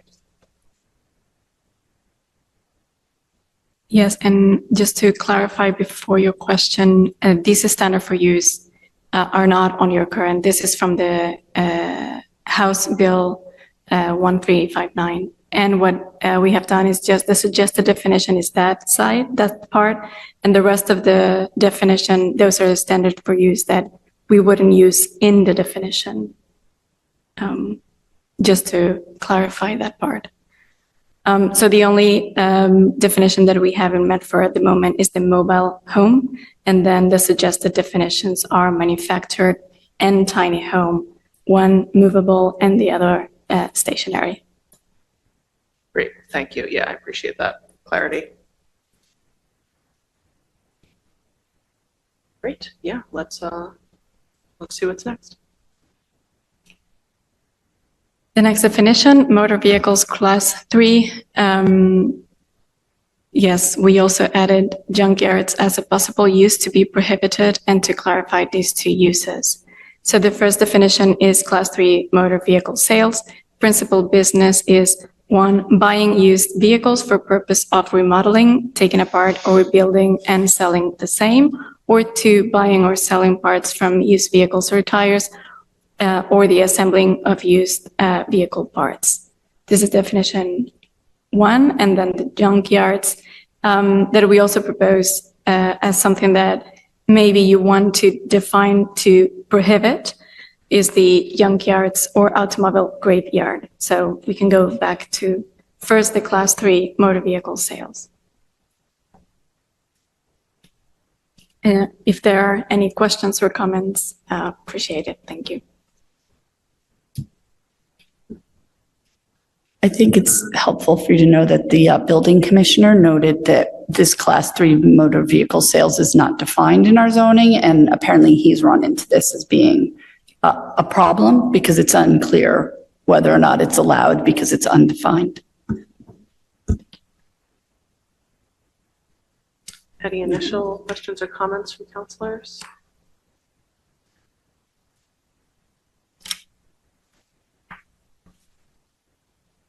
Seeing none.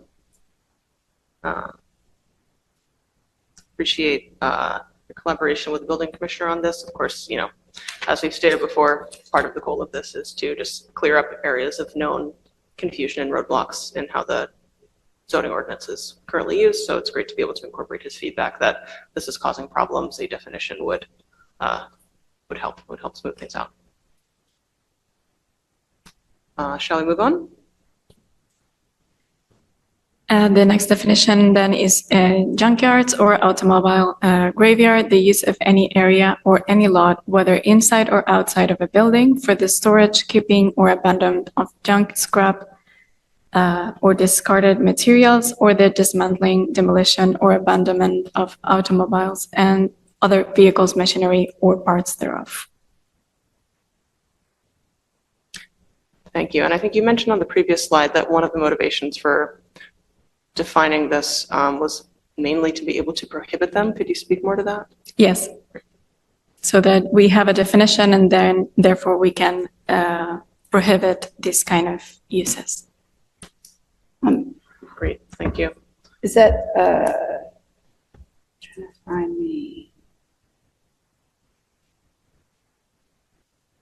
These tables are so long.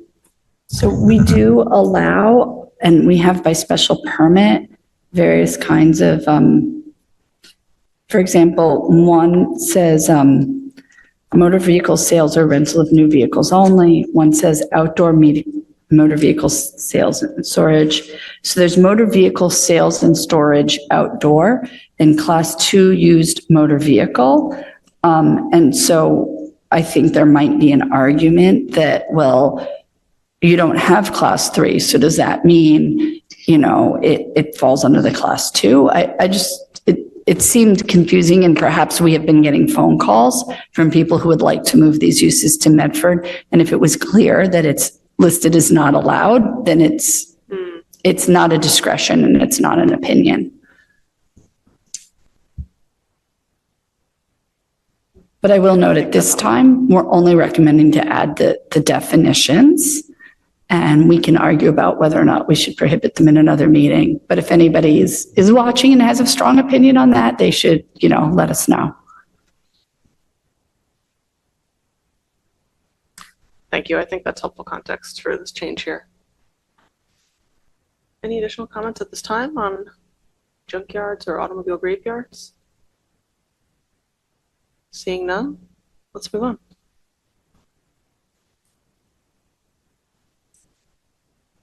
Yes, then it was to clarify accessory structure and accessory use. The current definition that Medford has for accessory structure, we do not change, it's the same.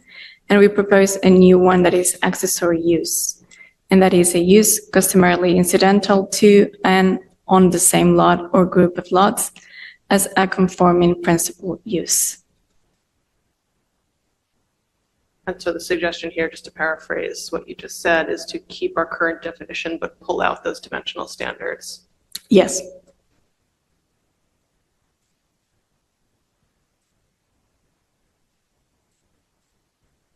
Any comments or questions? President Bears? Just do we think this is a typo where it just says accessory and it should say accessory use, or would the definition of accessory stay? Or would we just get rid of and as referred to in this chapter also means a use which does not alter or impair the character of the premises on which it's located or of the neighborhood? I'm just wondering if we're just adding the word use and taking out that second clause, or if we're adding a whole other definition that mirrors the existing definition. Shouldn't have a definition for accessory structure and a definition for accessory use. I was confused by that. There's just a definition for accessory, which seems. Yes. So okay, I think that what we're recommending, what the recommendation is here is two definitions. One definition for accessory structure and a separate definition for accessory use. There's already an accessory structure definition. Is there? Okay. Yeah, so we keep the Medford current definition of accessory structure. Yeah. That is kept the same. And then on accessory use, we add the definition of accessory use, which is. Yeah. Do we have some? Right. There's We- this, but it's It just the doesn't word Just accessory. accessory, okay. Right. It says accessory, but it's very clearly a use. It's like Right. a use. So it's Are we pretty just clear, the deleting- exact same wordage. So it sounds like you're saying that Yes. the not changing the character of the premises of a neighborhood is a standard, and you want to remove that? Certainly vague. It is a very vague standard.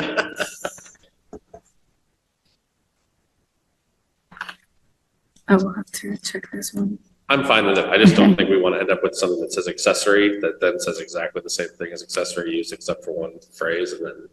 Yeah, People just don't- make sure that we're, Yeah, so what I understand is that you have two, one is accessory, and that we change the name to accessory use. Great, okay. And then we just take from that one, the standards are removed from Got that it. one. Great. And then you also have accessory structure, and with that one, we keep as it is. Yeah, great. Wait, I am so sorry. I'm going to need you to repeat that one more time. Yes, We have accessory So- structure, accessory use, and accessory. Which You- are being kept and which are moving? We don't have accessory use right now. Okay, that is new. It's probably, could have been a The typo. existing definition of accessory is becoming the definition for accessory use. yes. Thank you. Can you actually clarify, Paula, when you say remove the standards, do you mean remove the words that say do not alter or impair the character of premises? Is that what you mean? Yeah, I think that is just until principal use. So a use customarily incidental to and on the same lot or group of lots as conforming principal use. And then the part of and as referred to in this chapter also means a use which does not alter or impair the character of the premises on which it is located or of the neighborhood. That part is removed. We will write everything in so it's more clear. Great. Yes, sorry. Great, thank you. That will help clarify.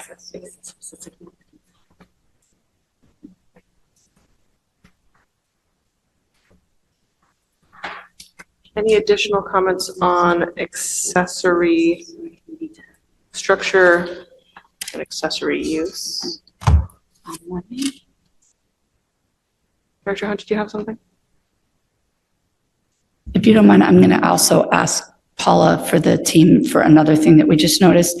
There are a couple of places where it would help to have cross-references. And the example is that under use, we have use comma principal, but no use comma accessory. It would make sense to perhaps have their use comma accessory see accessory use so that people realize that it's defined, but don't actually define it twice. And then if there's a place that says principal use, see use, So basically, there are a couple of places where I think when we bring this list, we will also bring some cross-references because the format, I realize not all of you have gone through the zoning thing before. We'll have to bring the exact language that we want the zoning to show. And we'll say in section definitions, add this language, strike this language. So we may bring a couple, for example, I'm going to ask right now that we add use comma accessory, see accessory use. It also might be worth doing structure comma accessory because there's structure. Yes. Although it just says structure, it doesn't say structure comma principal, so. Right. And so I'm thinking that we might ask if one of their consultants can take some look for places where we may need these cross-references to help clear things up. I actually, if I may, it might be worth striking and replacing the whole section. Like just writing up the new section as we want it, rather than doing. The whole definitions. Because I think we still also have this issue where, we have the zoning changes that we made last fall, which we're still waiting to get back from KP Law to add to Muni Code. So what's in Muni Code doesn't reflect those changes. It might be worth, yeah. Right.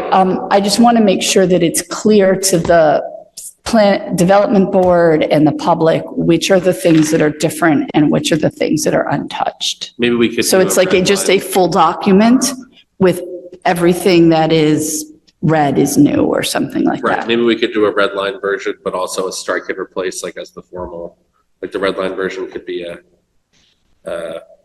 supporting document, but that the formal thing that we're doing is striking and replacing the full section just to make sure that we have everything that we want. Right.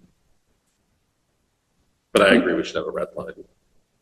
It might even need to be a red line and a green line. We might want to also make sure people can see what was changed last fall when we passed that. I don't know. Thank you. I apologize, but I will have to leave due to family, not quite emergency. And I just want to ask a pre-question before we start discussing the coverage of lot and ask whether we need any kind of a definition of permeable surfaces. If we're going to be adding something in about percentage of lots or, amount of, permeable surface, something like that. I just wanted to toss that in there to see if that can be discussed in this last thing.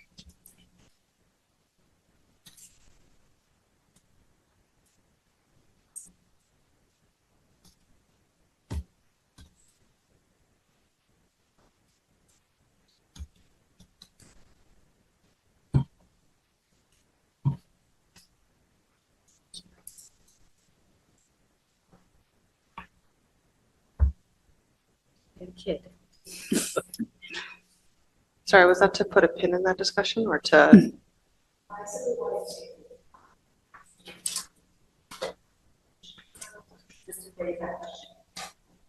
We'll put it on the list. Great. Cool. Thank you. Permeable surfaces.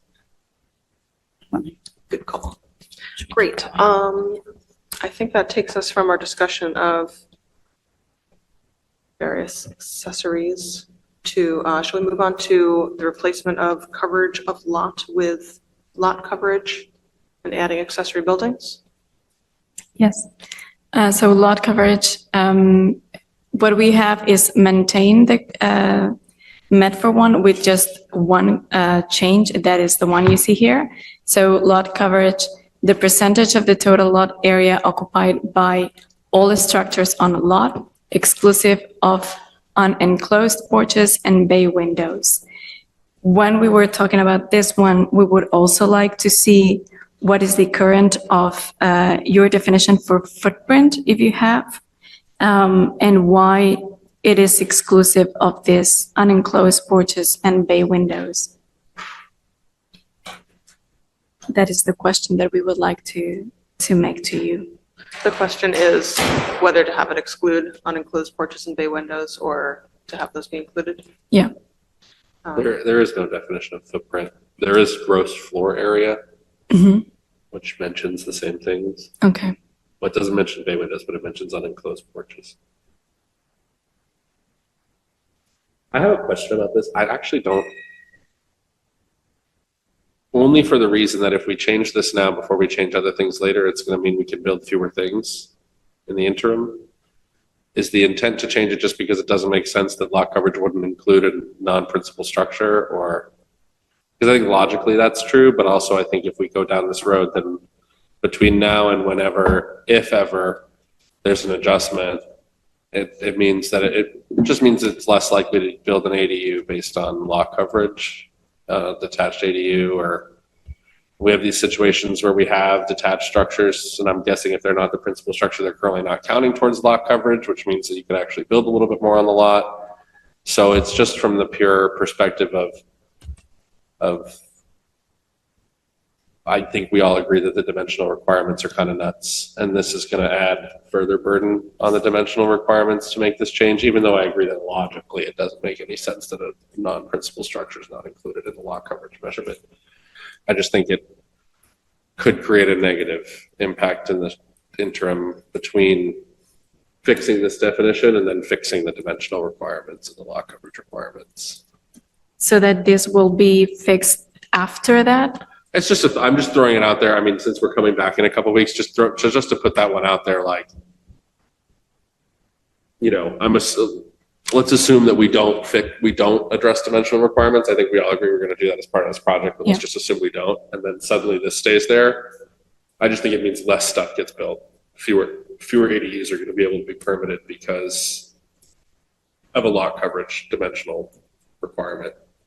But I don't know how building is currently interpreting this anyway. So I guess that's my one caveat. If they're saying it obviously doesn't make sense that lot coverage wouldn't include all the structures on the lot, then my point is moved, but I don't know. Right. And we absolutely have to look at our lot coverages because it says things like 30% of the lot coverage is allowed with a multi-dwelling. And do we really want these buildings sitting in the middle of a big open space? Like it's Nuts. Right. My words, not yours. But that's just what I'm concerned about is like right now, great. If you want to have an ADU, if it's a 30% lot coverage and you put the ADU, it doesn't count towards that. So the lot's a little more covered. I mean, I'm not also advocating that we get rid of all permeable surfaces or anything that anyone, you know, I don't know. It just seems to me to be a point where the illogical structure of our zoning ordinance and the illogical wording of this definition, which is more illogical, is kind of where I'm at. right. To me, it's the dimension. So do we say put a pin in it and that we make this change when we change the dimensions? That's my suggestion. That's just yeah. Okay. But I'm also open to an argument in the other direction. You know, I'm not strongly. I just think that's the only negative consequence I could see in the short term of making this change before we adjust the lot coverage requirements themselves. Mhm.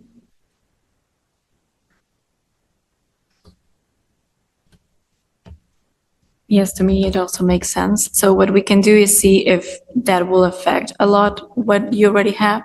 And if it does, in fact, affect a lot, then we just keep it as it is and we will do it later on. Yeah, and I think my general principle on a lot of this is just we don't want to do something early on. I don't think we ever want to make a change that's going to reduce the buildability of the lots, even if eventually we'll make a change that will rectify that. So it seems like the question is we could refer this out, and correct me if I've misheard, perhaps refer out to building for their assessment on if this change would reduce buildability or if it wouldn't make a difference in the interim based on how they're currently interpreting.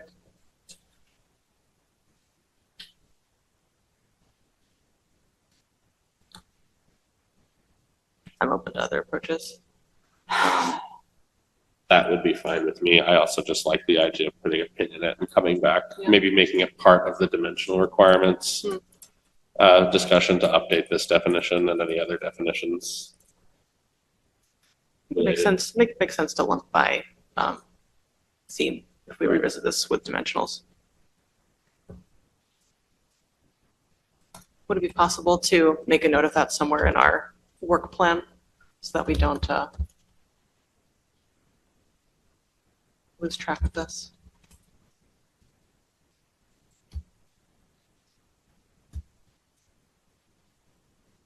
So I will make a note of that as well for updating our work plan and memo. I think that takes us to, unless there's further comment on this one, I think that takes us to our second to last, trying to be clarified. Yes, Yards.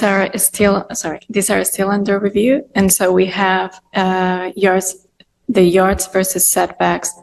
What I've seen in zoning is that sometimes are a bit mixed, these two, and it's a bit unclear. So I think that to be more consistent, it would be interesting to just go for or yards or setbacks throughout the whole document. And there are sometimes that these definitions might be useful to use some diagrams also to explain them that are a lot more visual. And some communities have been adding some diagrams with the definitions. Maybe these are the ones that we would like to, like yards and setbacks, to explain it. But again, these are still under review. And then the definition of medical uses is as well under review. So if there are any comments that you want to give us, they are welcome. Just to throw out there that I don't see setback in the definition or the use table, or sorry, the dimensional table. And now looking through it, but it is spread everywhere else. But my favorite thing is in the Plan Development District, we have something called the yard setback. So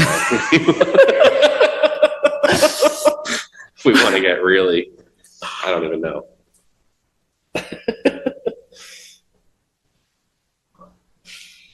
Great. Well, that takes us to the end of our review of the definitions. I know I was trying to flag as we went through the ones that were, clarified at the outset that this is still under review. There's still research being done. I flagged a few items where we want to add a piece of homework for Innis Associates to, for example, we want to try to capture our conversation about the multifamily dwellings to come back with kind of a more comprehensive proposal.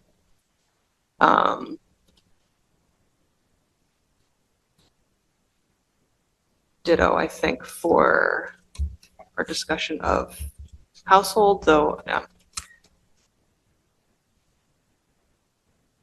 I don't know if we arrived at a resolution in our conversation about household if we are trying to advance something in 2 weeks, or if that's a conversation that we're going to put aside. I think when we're developing new uses and our kind of more.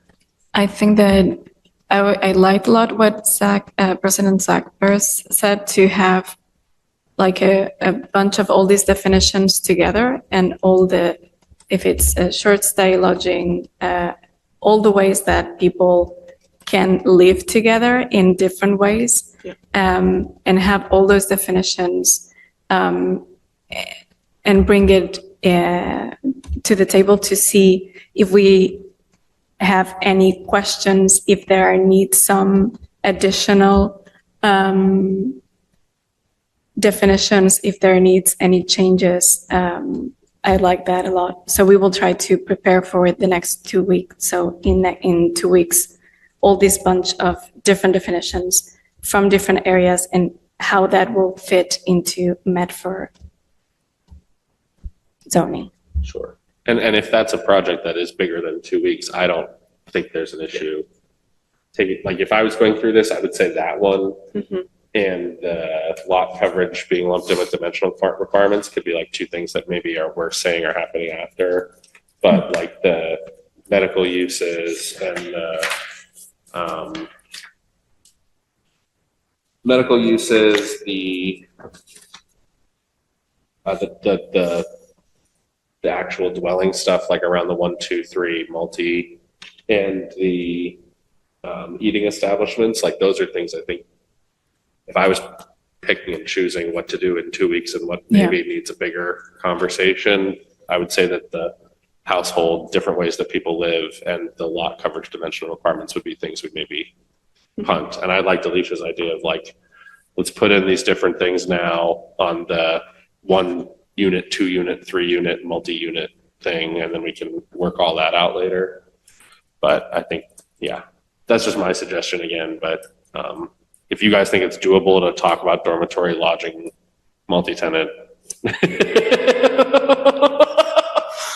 I think our organizing principle here, which I think is a really good one, is to be bundling things by category. And in this case, sometimes that category is what's just an easy definition that we know how it should be improved and let's improve it. And I think that we have some kind of outstanding items from this list where it just needs a little more feedback, it just needs a little more research. Let's bundle those. Let's get all of the ones that we kind of flagged this week is still under review, or there's like a little bit more that we need to think about here, but it's mostly bite-sized. Let's plan to come back on the 22nd, review that language, have it ready to go, and be able to refer it out to the council so we can begin that process.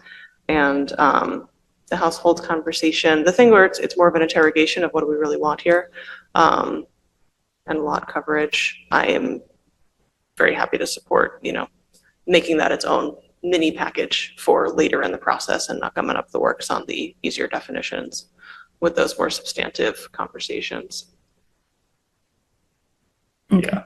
Yep. And I would just throw into, I think like maybe by the end of June, some of us, maybe, I don't know, some combination of all of us, I think we'll come up with kind of like taking everything that's in the long A and B lists, and maybe we can start kind of putting them into like project-based groupings. I know some of them are already, some of them I think are still a little bit split out, but like, I think we've identified 2 tonight.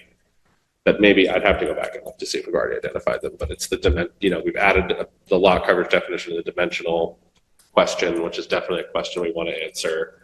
And then I think we've kind of come up with this question of like, how do people live in, different formations of people living in different styles of housing, which I don't know that we really had before. So that might be another kind of grouping.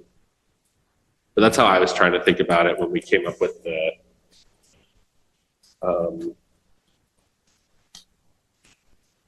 just trying to think about like the topics, under each topic, maybe there's like a project type. Yeah.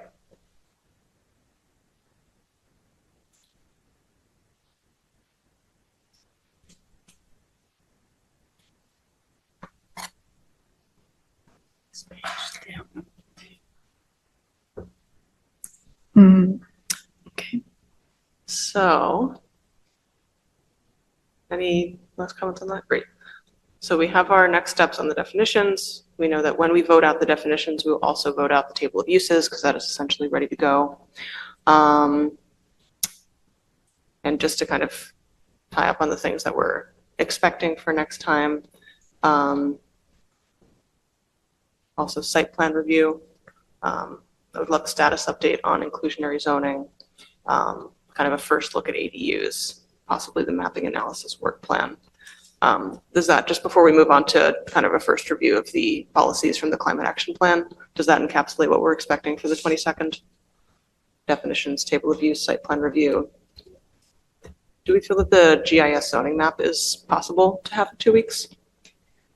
To do all So of to that as have a the unit? studies that we would like to do on GIS, is that? No, just the No, updated the zoning existing- map. No, the Digital map. existing map as an electronic version, yes. We've asked, the last space piece of it was that the colors needed to be updated because there are semi-standard colors to be used. So the colors that were used in the draft version, we've asked to be updated. And so since that's the only thing that's left, I feel confident in saying that we will ask our GIS coordinator to have a final version of it available. So we could provide you a version with it this week that just saying that the colors are going to change, but nothing else. And then when it comes to the council to be referred to the CD board, it would be with the final version of colors. But that makes sense. That sounds right. So I just want to make sure I heard that kind of package, and this is the stuff we want to pass before. We want to report out from the 22nd to the 28th meeting so that, and we'll do all the advertising so that CD board can hear it and then we can start a hearing on the 25th of June. Is all these definitions minus the questions around household and the question around lot coverage, site plan review, draft, the table of use, and the map with the updated colors.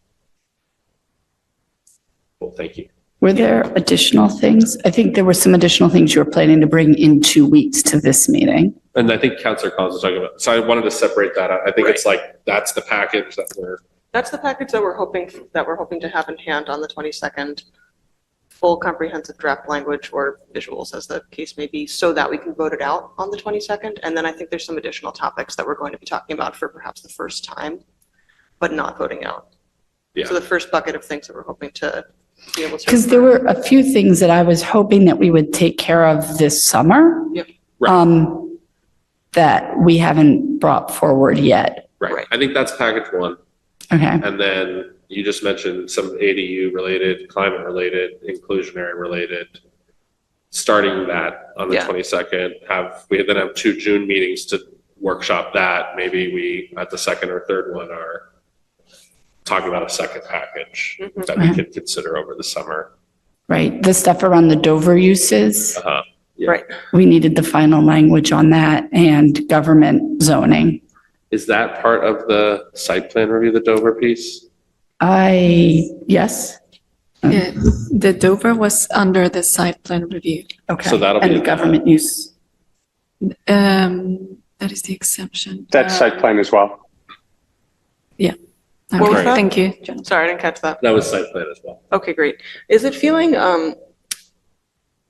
is it still realistic to expect proposable language for site plan review in Dover on the 22nd? Is that a Jonathan question or an Innes question? So I think site plan review, at least for municipal uses, is something that I was going to be looking at, and I could have something on that, proposal on that, certainly. More largely on Dover issues. I think, as I recall, the main issue was clarifying that smaller Dover projects didn't need to go through the whole site plan review process, so I could have that prepared as well.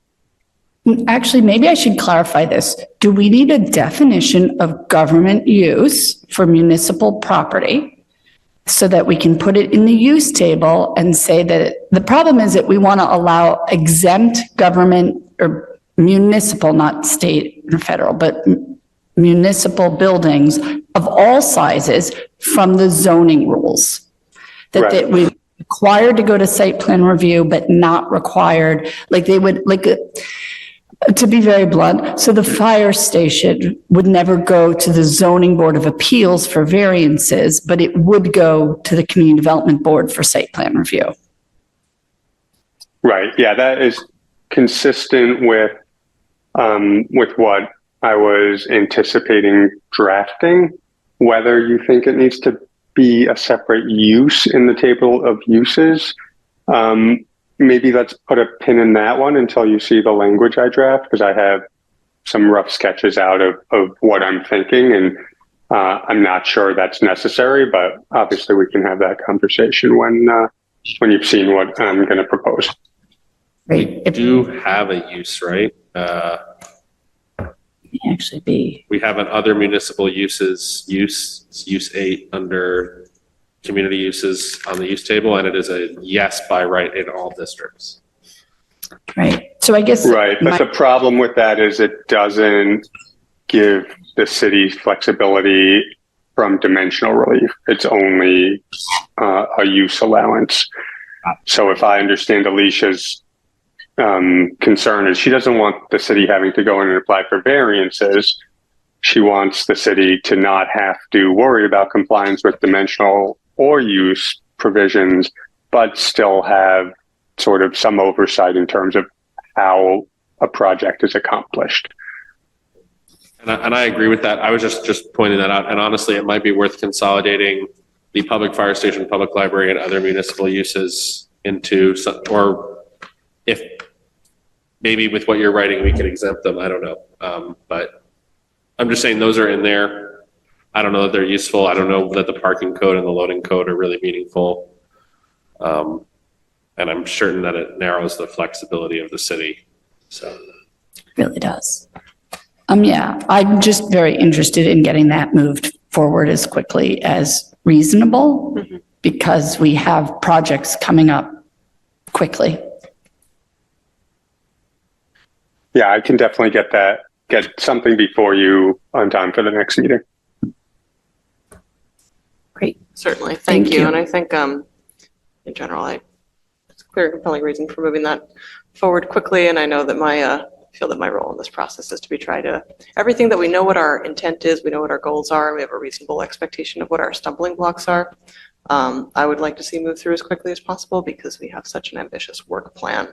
So for things like site plan review, the use table, the definitions where we kind of know what we're after, it's great to be able to see that, kind of complete proposed language in 2 weeks' time so that we can get the ball rolling on that and then proceed on towards our many large and more complicated projects under this ordinance.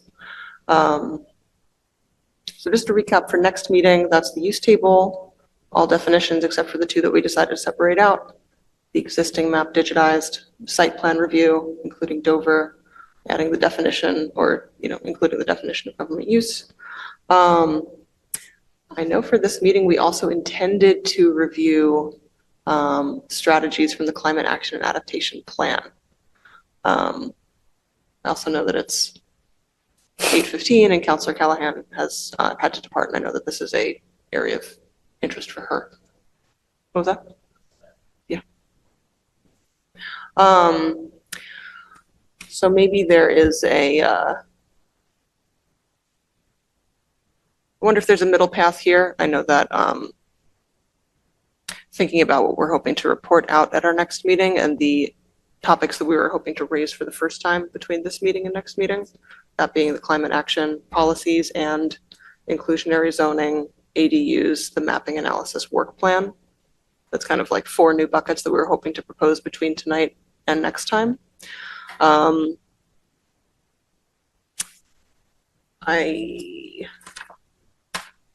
love an ambitious timeline, but I'm not sure what we would get out of having looked through the packet, there are a lot of climate-related policies suggested in the Climate Action and Adaptation Plan. Obviously, that's what it is.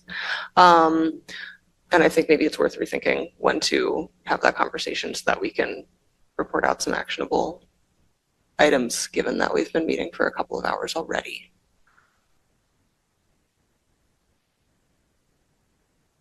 I think that a priority for me, I want to make sure that we do start having that conversation of what from the CAP are we prioritizing and what's going where, certainly in May, so that can be informing our discussion of like what big topics are we diving into after our kind of June 30th deadline for our first bucket.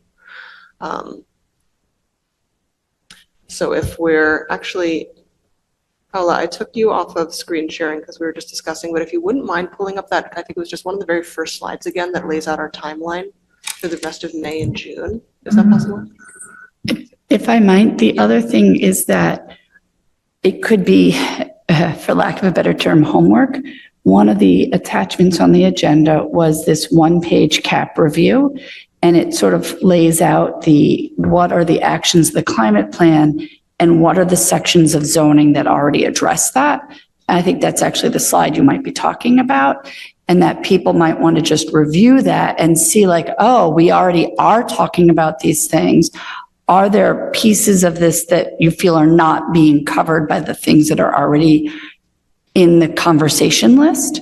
And should we be bumping those out as well? What in zoning is already in our memo, and then comparing that to the large list of policies suggested in the CAP. So in this, what we present here is that we took all of the strategies from the Climate Action and Adaptation Plan that are related with zoning somehow. And so what we did is where those changes should be addressed, in which sections of the zoning these strategies would take place. As of now, not all of these are in our zoning. So these are the sections where they would go. And our ideas, some of them are, when I say transversal topic, is that is something that will be affecting the whole document, and through the whole document, we have to see where this strategy is going to be addressed. And there are a lot of things that, for example, that are, one of it in transportation is bike parking regulations. It's something that we are going to add to the table of use, a new bike parking, and not only for cars. And so what we did is to put all these things, all these strategies that have something to do with zoning, where in which sections we will see them and where have to be addressed, and which subsections. And that's what you see in those tables. What we want to do now is to see exactly what you said, Chair Collins, is to address which of these are priority, which ones are easy changes, fast changes, which ones do need further studies, and that is for the next meeting that will be addressed. We also would adjust and make a new memorandum to address all these strategies into our proposed changes. Certainly. Thank you. Appreciate that overview. Given that, I'm looking at an even earlier slide, the timeline for our upcoming collaborations in this committee with you and the team, and just thinking about where it makes sense to have that discussion. I think it makes sense. I think we'll have a more productive conversation coming and having sifted what's already in the work plan, what's already in the works, and what's left out that should be added to the list of priorities. So if would you mind pulling up the timeline so I think it's like slide number 2. Just in terms of where to have this discussion most effectively. So we're at May 8 right now. May 22, we're going to look at and report out definitions, use table, digital map, site plan review, including Dover language. And we have, I think, 3 new topics to surface at that meeting as well, between mapping analysis, inclusionary zoning, and ADUs. I wonder if it makes sense to give all these topics a little bit of breathing room. Maybe our June 12th committee meeting can be revisiting those 3 topics brought up for the first time at May 22nd, after we report out everything that we've already spoken about tonight. And June 12th can be kind of a first attempt, our first conversation about surfacing priorities from the climate policies and making sure that those are added to the work plan. Perfect. Just in terms of sort of revising our next steps in the flow of these meetings. President Bears? I think that makes sense. And I think also, I think it would be useful for us to take everything that's in the climate plan sheet and basically say, okay, these ones are CR climate resiliency, these ones are HP housing production, these ones are, and put them into the topics that may also be worth it. And I keep asking you to like reformat this. So I'm actually happy to help, and like maybe I'll, if I have a second, can put a framework in. But like, again, I think that like these topics should be considered like areas where any specific change or idea goes to a specific topic, and then we can consider the topics discretely rather than having like different pieces of different topics being discussed at different meetings, because I think we're just going to start getting really confused about that. So like, I think it's useful. I think what we're doing now in saying, let's sort all of the zoning related plan recommendations into topics is a valuable thing to do. I think once we've done that, we should not be having like a climate plan related meeting, but then going to say, okay, let's look at everything from the climate plan, the comp plan, and any other plan that went to the climate resiliency bucket. And we're having a meeting on that bucket. And like, I think tonight we have, you know, the lot coverage definition is definitely going to this UDR bucket. So it might even be worth like, now that we have the phase 1, phase 2, it might even be worth being like, we have a, you know, labeling them as like a CR1, a CR2, or some, that might not be the best number for each item, but also sorting each like idea by phase and then by topic bucket. Because then probably maybe even later in June or certainly after June, we can start having conversations about each specific, you know, topic bucket area.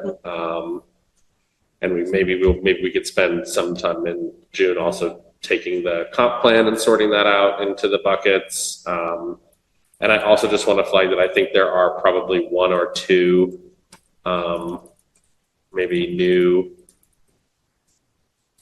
new buckets or buckets that we didn't consider. And I'm just seeing it going through how much of this is like definitions, process, and format. And like, maybe there should just be like a topic that's just like general or legal definitions, format. And then maybe there should be a topic that's very explicitly about like permitting and process.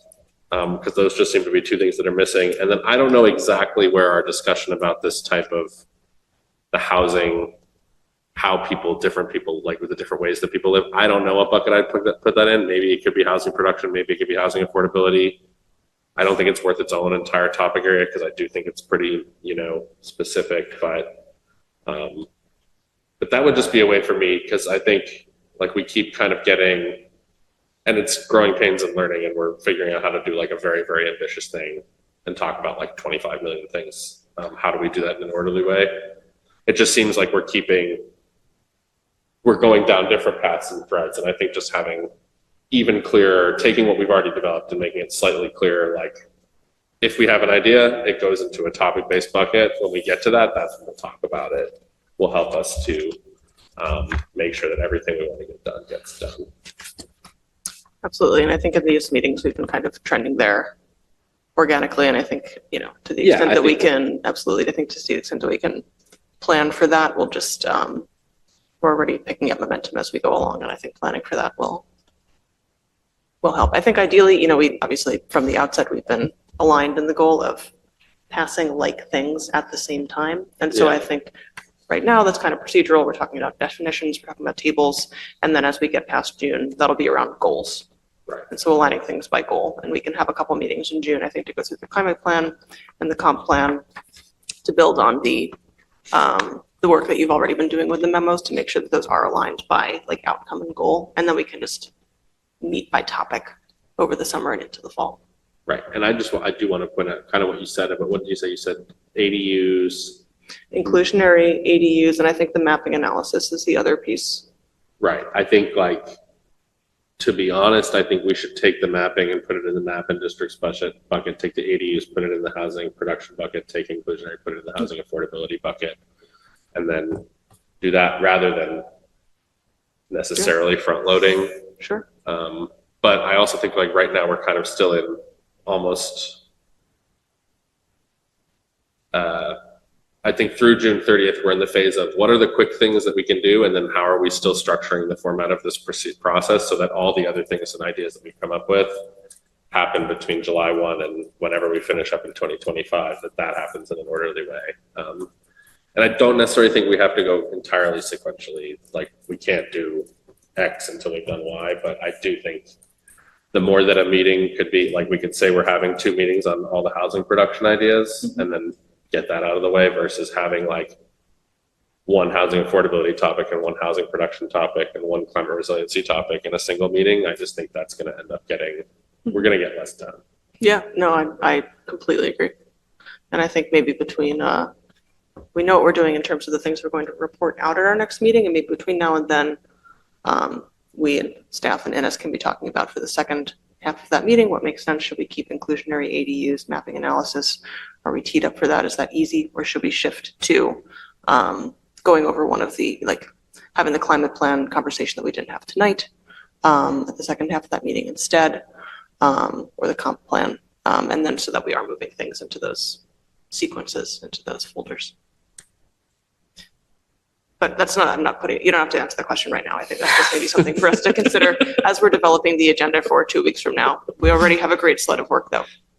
Yeah. We are going to be reporting out of that meeting, and that's a great start. And then we can just be thinking about, as we're sort of closing a door and opening a door in every meeting, what's the door that we want to open at that meeting?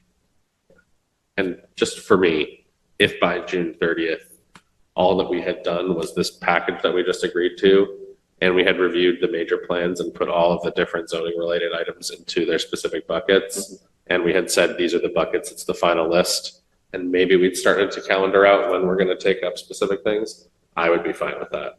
If there are PDS priorities of things we want to get done over the summer or discrete things that we don't want to refer into those buckets and take sequentially, I'm fine with that too. But I do think we should try to limit that, not have that be our process, but have it be kind of exceptions to the process because of things that we want to fast track, but have most things fall into, just because I'm starting to get kind of brain mush on what we're doing when,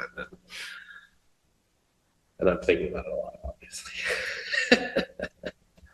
Yeah, no, I think that I think that will work well. Thank you so much for truly co-creating this process with us as you are helping us with our zoning process and the outcomes. I think that leaves us with a great plan for next time and certainly a decent amount of work. So thank you in advance. Excited to get the ball rolling on our first zoning votes to come in this process. I think that's pretty exciting. I think we're pretty well set on our next steps and pieces that we're looking to Innis for our next meeting. Are there any final comments or motions from counselors other than what we've already discussed?